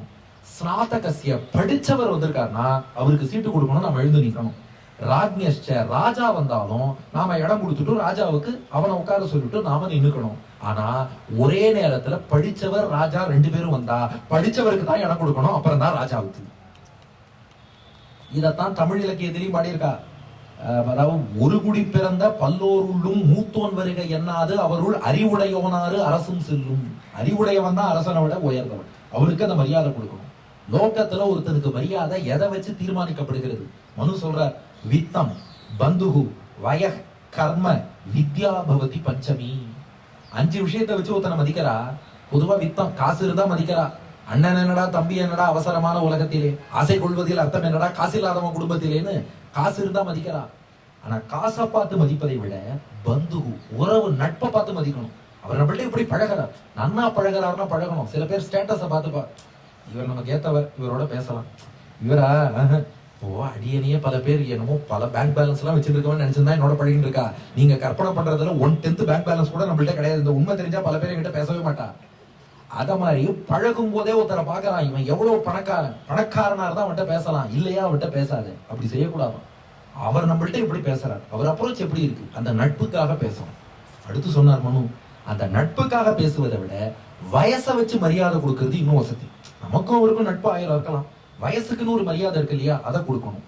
அடுத்து சொன்னார், வயசுக்குன்னு மரியாதை கொடுக்கறத விட அவரோட செயலுக்கு மரியாதை கொடுக்கணும். நல்ல செயல் செய்யக்கூடியவர், அவரோட ஒழுக்கம் நல்லா இருக்குன்னா அதுக்கு மரியாதை கொடுக்கணும். செயலை விட ஞானத்துக்கு மரியாதை கொடுக்கணும். யார் படிச்சவானாலும் அந்த படிப்பு வித்யைக்குன்னு ஒரு மரியாதை, கற்றவருக்கு சென்ற இடமெல்லாம் சிறப்பு. அதனால பணத்துக்கு கொடுக்கும் மரியாதையை விட உறவுக்கும் நட்புக்கும் மரியாதை கொடுக்கணும். உறவுக்கும் நட்புக்கும் கொடுக்கிற மரியாதையை விட வயசுக்கு மரியாதை கொடுக்கணும். வயசுக்கு கொடுக்கிற மரியாதையை விட செயலுக்கு மரியாதை கொடுக்கணும். செயலுக்கு கொடுக்கிற மரியாதையை விட ஞானத்துக்கு அதிகமான மரியாதை என்பது கொடுக்க வேண்டும். எத்திர சியுசோத்திர மானார்கா சூத்ரோபி தசமீம் கதஹா. இது எந்த குலத்தவராக இருந்தாலும், வேளாளர் குலம் 4ஆம் வர்ணத்தை சேர்ந்தவராக இருந்தாலும், 10 வயசு ஆயிடுத்துனா, குழந்தைகளை நம்ம எப்படி வேணா கூப்பிட்டுக்கலாம், 10 வயசு ஆயிடுத்துனா அவருக்குரிய மரியாதையை அவருக்கும் தர வேண்டும்னு தான் மனு சொல்லியிருக்கார். ராஜ ஸ்நாதக யோஷ்சைவ ஸ்நாதகோ நிருபமான பாக்கு. ராஜாவை விட படித்தவன் என்பவன் தான் மேம்பட்டவன். இப்போ ஒரு சிஷ்யன் அவன் ஆச்சாரியத்தை எப்படியெல்லாம் நடந்துக்கணும் அதுக்கு மனு சொல்றார். நித்தியம் ஸ்நாத்வா சுச்சி குறியாத் தேவ ரிஷி பித்திரு தர்ப்பணம். ஒவ்வொரு நாளும் நீராடணும், சந்தியாவந்தனம் பண்ணணும், தேவ ரிஷி பித்திரு தர்ப்பணம் பண்ணணும். சிஷ்யனுக்கு பித்திரு தர்ப்பணம் உண்டா? சின்ன வயசு தானே, இப்பதானே குருகுலத்துல படிக்கிறான். தேவ ரிஷி பித்திரு தர்ப்பணம். இது தினந்தோறும் பிரம்ம யஜ்ஞத்துல பண்ற தேவரிஷி பித்திரு தர்ப்பணம். அது எல்லாரும் பண்ணணும். நம்ம பித்திரு தர்ப்பணம்னா அமாவாசை தர்ப்பணம் நினைச்சிட்டு இருக்கோம். அமாவாசை தர்ப்பணம் தான் அப்பா இல்லாதவா பண்றது. இந்த தினந்தோறும் பிரம்ம யஜ்ஞம் பண்ணும்போது பூனலையே பிராச்சீன வீதமா போட்டுன்னு பண்ற பித்திரு தர்ப்பணம், அது பித்திரு தேவதைகளுக்கு. அது எல்லாரும் பண்ணணும். தேவதாபியர்ச்சனம் செய்வ சமிதாதானம் ஏவச்ச. அப்புறம் சமிதாதானம், தேவ பூஜை, இது அத்தனையும் அந்த பிரம்மச்சாரி பிள்ளை பண்ணணுமா. அவன் என்னென்ன தவிர்க்கணும்னா வர்ஜயத் மது மாம்சம் ச. மது அருந்தக்கூடாது, மாம்சம் சாப்பிடக்கூடாது. கந்தம் மால்யம் ரசான் ஸ்திரியா. அவன் வாசனை சந்தனம் எல்லாம் பூசிக்க கூடாது, அது அவனுக்கு சில ஆசைகளை கிளப்பி விட்டுடும். மாலை போட்டுக்க கூடாது. அதுக்கப்புறம் ரொம்ப டேஸ்டான உணவு சாப்பிடக்கூடாதான். பெண்கள்கிட்ட அதிகமா பேசக்கூடாதான். தியூதம் ச ஜனவாதம் ச. சூதாடக்கூடாது, வம்பு பேச்சு பேசக்கூடாது. பரிவாதம் ததான்ருத்தம், பொய் சொல்லக்கூடாது. ஸ்திரீனாஞ்ச பிரேக்ஷணாலம்பம் உபகாதம் பரஸ்ய ச. அடுத்த வாழ துன்புறுத்தக்கூடாது. இதெல்லாம் பண்ணாமல் ஆச்சாரியன்ட்ட அடங்கி நடக்கணுமா. எப்படி நடக்கணும்னா அதுக்கு சொல்றார் மனு. ஹீனான்ன வஸ்திர வேஷஸ்யாத்து சர்வதா குரு சந்நிதௌ உத்திட்டே பிரதமம் சாஸ்ய சரமம் செய்வ சம்விஷேத். ஆச்சாரியன் என்ன ட்ரெஸ் போட்டு இருக்காரோ அதை விட கொஞ்சம் கம்மியா தான் இவன் ட்ரெஸ் பண்ணிக்கணுமா. ஆச்சாரியனோட நன்னா ட்ரெஸ் பண்ணிக்க கூடாதாம். ஒவ்வொன்றுலையுமே இவன் ஆச்சாரியனுக்கு கீழே தான் இருக்கணுமா. ஹீன அன்ன வஸ்திர வேஷகா.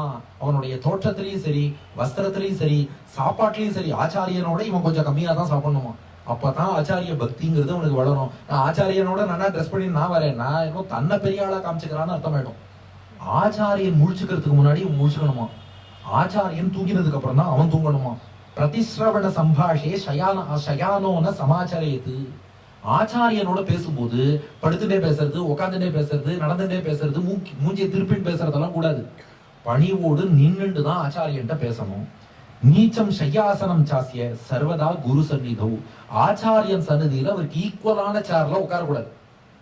ஆச்சாரியன் மேல உட்காரணும், சிஷ்யன் கீழே தான் உட்காரணும். நோதாகரே தஸ்ய நாம பரோக்ஷம் அபி கேவலம். ஆச்சாரியனுடைய வெறும் திருநாமத்தை மட்டும் சொல்லிடக்கூடாதான். அவர் இல்லாத இடத்துல கூட எப்போதுமே. அதனாலதான் ஒரு வழக்கம் என்ன வச்சிருக்காங்கன்னா, ஆச்சாரியனை ஒண்ணு அவரோட அடைமொழிகளை சொல்லிட்டு சொல்றது, இல்லைன்னா ஊர் பேரை சொல்லிடுவா. வில்லூர் சுவாமி, சிறுபுலியூர் சுவாமி அப்படி சொல்லிடுறது. ஆச்சாரியனுடைய திருநாமத்தை வெறுமனா அந்த மாதிரி சொல்லக்கூடாதான். நீ எல்லாமே முகத்துல அடிச்ச மாதிரி அவாவா பேரை சொல்றதுங்கிற ஒரு வழக்கம் ஒண்ணு வந்துருச்சு. ஸ்ரீமத் ஆண்டவன் இந்த ஸ்லோகாடி எனக்கு ஒரு மேடையிலேயே சொல்லி கொடுத்தார். ஆத்மநாம குரோர் நாம நாம அதிகிருப்பணஸ்ய ஸ்ரேயஸ்காமோன கிருண்ணியாது ஜேஷ்டாபத்திய கலத்திரையோகோ. 5 பேரை மட்டும் சொல்லிடவே கூடாது. தன் பேரை அடிக்கடி சொல்லக்கூடாதான். நாமளே நம்ம வாயால நம்ம பேரை சொல்லிட்டே இருக்கக்கூடாது. ஆச்சாரியன் பேரை சொல்லக்கூடாது. ரொம்ப மட்டமானவா பேரையும் சொல்லக்கூடாது. இந்த ஒரு சோழன் பேரை சம்பிரதாயத்துல சொல்லவே மாட்டான். அவனை கிருமிகண்டன் சொல்லிடுவா. அவன் பேரை சொல்லக்கூடாது. மட்டமானவா பேரை சொல்லக்கூடாது. மூத்த பையன் பேரை சொல்லக்கூடாது. மனைவி பேரையும் சொல்லக்கூடாது. இந்த 5 பேரும் எக்காரணம் கொண்டு சொல்லிடவே கூடாது. அதனாலதான் நம்ம ஆச்சாரியர்கள் எல்லாம் ஊரைட்டு தான் சொல்றோம். இப்ப ஒரு மட்டத்திலேயே ஒரு ஆச்சாரியன்னா கூட என்ன சொல்றா, அந்த ஊரை சொல்லி ஸ்ரீமுஷ்டம் ஆண்டவன், இஞ்சிமேட்டு அழிசிங்கர், வில்லிவலம் அழிசிங்கர் அப்படி சொல்வதற்கு காரணம் என்னன்னா, ஆச்சாரியர்களுடைய திருநாமத்தை நாம ஏன் சொல்றோம். அதை நம்ம சொல்லக்கூடாதுன்னு ஒரு உயர்ந்த வழக்கம் நம்ம பெரியோர்கள் கடைபிடிச்சுன்னு எக்காரணம் மட்டும் சொல்லிடக்கூடாது. அடுத்து ஒண்ணு சொல்றா பாருங்க. நச்சைவாசியானு குருவீத கதிபாஷித சேட்டிதம். ஆச்சாரியனை இமிட்டேட் பண்ணி காட்டக்கூடாதான். ஆச்சாரியன் போனதுக்கு அப்புறம் அவரை மாதிரி நான் கிளாஸ் எடுக்கிற பாக்குறியா, அவரை போல நடந்து காட்டுறேன் பாக்குறியா, அவரை போல பேசுறேன்னு இதெல்லாம் பண்ணக்கூடாதான் சிஷ்யன். ஆச்சாரியனை இமிட்டேட் பண்ண நமக்கு ரைட்ஸ் கிடையாது. குரோர் யத்ர பரிவாதோ நிந்தாவா அப்படி பிரவர்த்ததே. எங்கேயாவது நம்ம ஆச்சாரியனை பத்தி யாராவது பழித்து பேசுறான்னா அங்க என்ன பண்ணணும்னா, கர்ணௌ தத்ர பிதாதவ்யோ கந்தவ்யம் வா ததோன்யதா. முதல்ல காதை புத்திண்டு அந்த இடத்திலேயே இருக்கக்கூடாது, அங்கிருந்து நகர்ந்து சென்று விட வேண்டும். அதுக்கப்புறம் கோஷ்வ ஓஷ்ட யான பிராசாத ஸ்ரஸ்தரேஷு கட்டேஷு ச ஆசீத குருநாசிலா பலகனௌஷு ச. எப்போதுமே ஆச்சாரியன் மேல உட்காரணும், நம்ம கீழே தான் உட்காரணும். பயணிக்கும் காலத்துல மட்டும் ஆச்சாரியனோட சரிசமமா சரியாசனத்துல உட்காந்துக்கலாம். ஆச்சாரியர் ஸ்ரீவில்லிபுத்தூருக்கெல்லாம் வித்வத் சதஸுக்காக வில்லூர் சுவாமி அடியன் அழிச்சுன்னு போவார். அப்போல்லாம் எப்படின்னா வேன்ல அவருக்குன்னு ஒரு பெரிய சீட் இருக்கும், பக்கத்துல உட்கார்றான் பார் அப்படின்னு தயங்க. யானத்துல தோஷம் இல்லை, யானம்னா டிராவல், பிரயாணத்துல தோஷம் இல்லை, பக்கத்துல உட்காந்துக்கும். அதனால பிரயாணம் பண்ணக்கூடிய காலத்துல ஆச்சாரியனோட சரியாசனத்துல படகுலையோ வேன்லயோ எதுல போனாலும் அப்போ உட்காரலாம். மற்றபடி ஆச்சாரியனோடு சரியாசனத்துல நாம அமரக்கூடாது. அடுத்து இந்த சிஷ்யன் இருக்கானே, ஆச்சாரியன்ட்டு தான் விஷயம் தெரிஞ்சுக்கணும்னு இல்லை, யார் நல்லது சொன்னாலும் அந்த நல்லதை எடுத்துக்கணுமா. அதுதான் ஒரு நல்ல பிரம்மச்சாரி கழுகு. விஷாதபி அமிர்தம் கிராக்கியம் பாலாதபி சுபாஷிதம் அமித்ராதபி சத்விருத்தம் அமேத்யாதபி காஞ்சனம். சொல்றார் பாருங்க, ஒன்னும் அற்புதமான ஸ்லோகம். இந்த தேவாமிருதம்ங்கிறோமே அதுவே விஷத்திலேருந்து தான் வந்தது தெரியுமான்னார். ஆலகால விஷத்திலேருந்து தான் அமுதம் வந்தது. முதல்ல வெள்ள வந்ததே விஷம், அப்புறம் தான் அமுதம். அமுதம் கூட விஷத்திலேருந்து தான் வந்தது. சின்ன பையன் கூட நல்ல வார்த்தை சொல்லுவான், எதிரி கிட்ட கூட நல்லொழுக்கம் இருக்கும், நல்ல நடத்தை இருக்கும், அதை எடுத்துக்கலாம். ஏன் அழுக்குல இருந்தா தங்கமே வருது. கேஜிஎஃப்ங்கிறாளே, இந்த கேஜிஎஃப் இல்ல, கோலார் கோல்ட் ஃபீல்ட்ஸ்னு ஒரு கேஜிஎஃப் சொல்றாளே, போய் பார்த்தா எல்லாம் அழுக்குதான். அந்த அழுக்குல இருந்தானா தங்கம் வருது. அதனால முள்ளில் ரோஜா மலர்ந்ததாலே முள்ளுக்கு என்ன பெருமை, சிப்பிக்குள்ளே பிறந்ததாலே முத்துக்கு என்ன சிறுமை, எங்கே நன்மை இருந்த போதும் ஏற்றுக்கொள்ளும் உலகம், அங்கே வந்து தழுவி கொண்டு போற்றும் நல்ல இதயம். நல்லது யார் சொன்னாலும் எடுத்துக்க பழகிக்கோ. இப்படி ஒரு சிஷ்யன் குரு பக்தியோட இருந்தான்னா ஏவம் சரதி யோ விப்ரஹா பிரம்மச்சரியம் அவிப்ளுதா சகச்சதி உத்தமஸ்தானம் நச்சேகா ஜாயதே புனஹா. இத ஒரு சிஷ்யன் ஃபாலோ பண்ணான்னா எங்க போனா திரும்பி வரமாட்டானோ அந்த வைகுண்டம் கண்டிப்பா அந்த பிறவி முடிவுல அவனுக்கு உண்டுங்கிறார். என்ன இருக்குப்பா 5:24 நீ 2வது அத்தியாயம் தான் சொல்லியிருக்க, இன்னும் 10 அத்தியாயம் இருக்கேன்னு கேட்பேன். மனுவே இதைத்தான் விரிவா சொல்லியிருக்கார். ஏன்னா லோகத்துல ஆச்சாரிய லட்சணம் கூட கிடைச்சிரும், சிஷ்ய லட்சணம் தான் பார்க்க முடியறது இல்ல. எல்லாரும் ஆச்சாரியனாக இருக்கிறாள் ஒழிய யாருமே சிஷ்யனாக மாட்டேங்கிறா. அதனாலதான் இதை ரொம்ப விஸ்தாரமா சொல்லிவிட்டார். இனிமே அடுத்தடுத்ததெல்லாம் நாமே கடகடன் பார்த்துன்னு வர போறோம். இது 2வது அத்தியாயம் பிரம்மச்சரியம் சிஷ்ய லட்சணம். அடுத்து 3வது அத்தியாயம் விவாகம் திருமணம். இப்ப இவன் ஆச்சாரியன்ட்ட குருகுல வாசம் பண்றான். மனு சொல்றார், முடிஞ்சா 36 வருஷம் பண்ணலாம், முடியலையா 18 வருஷம் பண்ணலாம், அதுவும் முடியலையா 9 வருஷம் பண்ணலாம். 4 வேதம் கத்துக்கோ, முடியலையா 3 கத்துக்கோ, முடியலையா 2 கத்துக்கோ, இல்ல ஒரு வேதமாவது, நாம எந்த வேத பிரிவை சேர்ந்தவாளோ அந்த வேதமாவது கற்று முடிக்கணும். முடிச்சதுக்கு அப்புறம் ஆச்சாரியன்ட்ட அனுமதி வாங்கி சமாவர்த்தனம்னு சர்வாங்க க்ஷவரம் பண்ணிக்கணும். அந்த சமாவர்த்தனம் பண்ணிட்டு வீட்டுக்கு திரும்பிடலாம். குருணானுமத ஸ்நாத்வா சமாவிருத்தோ யதாவிதி. அந்த குருகுல கல்வியை முடிச்சுட்டேங்கிறதுக்கு அடையாளமாக ரிஷிகளுக்கு நன்றி சொல்லி விரதம் இருந்துட்டு ஒரு சர்வாங்க க்ஷவரம் பண்ணிப்போம், முழு ஹோல் பாடி ஷேவிங். அதுக்கு சமாவர்த்தனம்னு பேரு. அந்த சமாவர்த்தனம் பண்ணி வீடு திரும்பறான். சமாவர்த்தனம் பண்ணியாச்சுனாலே அதுக்கப்புறம் 2 பூணல் போடணும், பச்சை கச்சம் கட்டிக்கணும். இது நிறைய பேருக்கு இந்த ரகசியம் தெரியாது. கிரகஸ்தனானா தான் 2 பூணல் பச்சை கச்சம் நடிச்சிட்டு இருக்கு, அது கிடையாது. குருகுல வாசம் முடிச்சுட்டு இவன் அந்த சமாவர்த்தனம் எடுத்தனாலே அவனுக்கு ஸ்நாதகன்னு பேரு. என்ன ஒண்ணுன்னா, அந்த ஸ்நாதகனா ரொம்ப நாள் இருக்கக்கூடாது. ஏன்னா அவன் பிரம்மச்சரியத்திலயும் வரமாட்டான், கிரகஸ்தன்லயும் வரமாட்டான், எந்த ஆசிரமும் இல்லாம இருக்கக்கூடாது, சீக்கிரம் கல்யாணம் பண்ணிக்கணும். அதனால குருகுலவாசம் பூர்த்தி பண்ணி இந்த சமாவர்த்தனம் ஆயிடுச்சுன்னா, இது புரியாம என்ன நினைச்சிட்டு இருக்கா, இந்த கல்யாணத்துக்கு முன்னாடி விரதம் இருக்காளையோ, ஓ நாளைக்கு தாலி கட்ட போறோம் அதுக்காக விரதம் இருக்கும்னு நினைச்சிட்டு இருக்கா. தாலி கட்டுறதுக்கும் விரதத்துக்கும் சம்பந்தமே கிடையாது. குருகுல கல்வி பூர்த்தி ஆகும் போது இந்த விரதங்களை அனுஷ்டித்து அந்த ரிஷிகளுக்கு நன்றி சொல்லணும். இவர் குருகுலம் பக்கமே போகாதனால கல்யாணத்துக்கு முதல் நாளும் அன்னைக்கோ உட்காந்து விரதம் இருக்குது பாரு, நான் விரதம் இருந்து கல்யாணம் பண்ணேன்னு சொல்லிட்டு இருக்காரு. இதுக்கும் அதுக்கும் சம்பந்தம் இல்ல. கல்யாணத்தும் போது ஒரு ஷேவிங் பண்றா பாருங்க, அதுக்கும் கல்யாணத்துக்கும் சம்பந்தம் இல்ல. இந்த சமாவர்த்தனம் தான் இந்த ஷேவிங். இது எதுக்குன்னா குருகுலவாசம் பூர்த்தி ஆயிடுத்து அது வரைக்கும், அதாவது பிரம்மச்சாரியா இருக்கிற வரைக்கும் கழுத்துக்கு கீழே க்ஷவரம் கிடையாது, முகத்துக்கு மட்டும்தான் ஷேவிங். பிரம்மச்சரியம் பூர்த்தி ஆயிடுத்துனாலே சர்வாங்க க்ஷவரம் தான் பண்ணணும். ஏன்னா முகத்துக்கு மட்டும் அப்புறம் எப்ப பண்ணுவான்னா வேற அபர காரியத்துல தான், மார்பல முடியோட பண்றதுங்கிறது. அதனால அதுக்கப்புறம் கிரகஸ்தன் இந்த டெய்லி பண்றது செல்ஃப் ஷேவ் பண்றதுங்கிறதே கிடையாது. கிரகஸ்தன் ஆயாச்சுன்னா சர்வாங்க க்ஷவரம் மட்டும்தான் பண்ண வேண்டும். அதுதான் இந்த சமாவர்த்தனம்ங்கிறத முதல்ல பண்ணிக்கிறான். பண்ணிட்டு தன்னுடைய வீட்டுக்கு திரும்பி வரான். சீக்கிரமா பொண்ணை பார்த்து கல்யாணம் பண்ணிட்டு கிரகஸ்தனாக ஆக வேண்டும். என் கல்யாணத்துல என்னாச்சுன்னா, நம்ம ப்ராப்பரா பண்ணணும். எங்களுக்கு 5 நாள் கல்யாணம் 2019. என்ன பண்ணோம், ஒரு கல்யாணத்துக்கு 1 மாசம் முன்னாடியே இந்த விரதங்கள் எல்லாம் ஒரு 8 நாள் அனுஷ்டிச்சு பூர்த்தி பண்ணியாச்சு. அது ஒரு நாள் விரதம் கிடையாது, ஒவ்வொரு ரிஷிக்கு ஒரு விரதம் இருக்கு, அதெல்லாம் பூர்த்தி பண்ணியாச்சு. அதே எங்க சாமி வேதத்துல ஒரு விரதத்துக்கு மொத்தமா நீல வஸ்திரம் அணிஞ்சுக்கணும், சில விரதத்துக்கு கருப்பு வஸ்திரம் அணிஞ்சுக்கணும். அப்படி பொதுவா நமக்கு ஒயிட் தான், ஆனா அந்த விரத காலத்துக்கு மட்டும் அதெல்லாம் அணியணும். நீல பூணல், கருப்பு பூணல்லாம் போடணும். எல்லாம் போட்டு விரதம் எல்லாம் எடுத்து அதுக்கப்புறம் கல்யாணத்துக்கு முதல் நாள் சமாவர்த்தனமும் பண்ணிடாச்சு. நேரா மாப்பிள்ளை எழுப்புக்கு பஞ்சகச்சத்தோட போய் இறங்கினேன். 2வது கல்யாணமான்னா கலியுகத்தின் இயல்பு. ரைட்டா பண்றதெல்லாம் தப்பும்போ, தப்பா பண்றதெல்லாம் ரைட்டும்போ. உண்மையா என்ன பண்ணா, இது உண்மையா நடந்த சம்பவம். சமாவர்த்தனம் ஆயிடுத்துன்னு பஞ்சகச்சம் கட்டின்னு போயிருக்கேன்.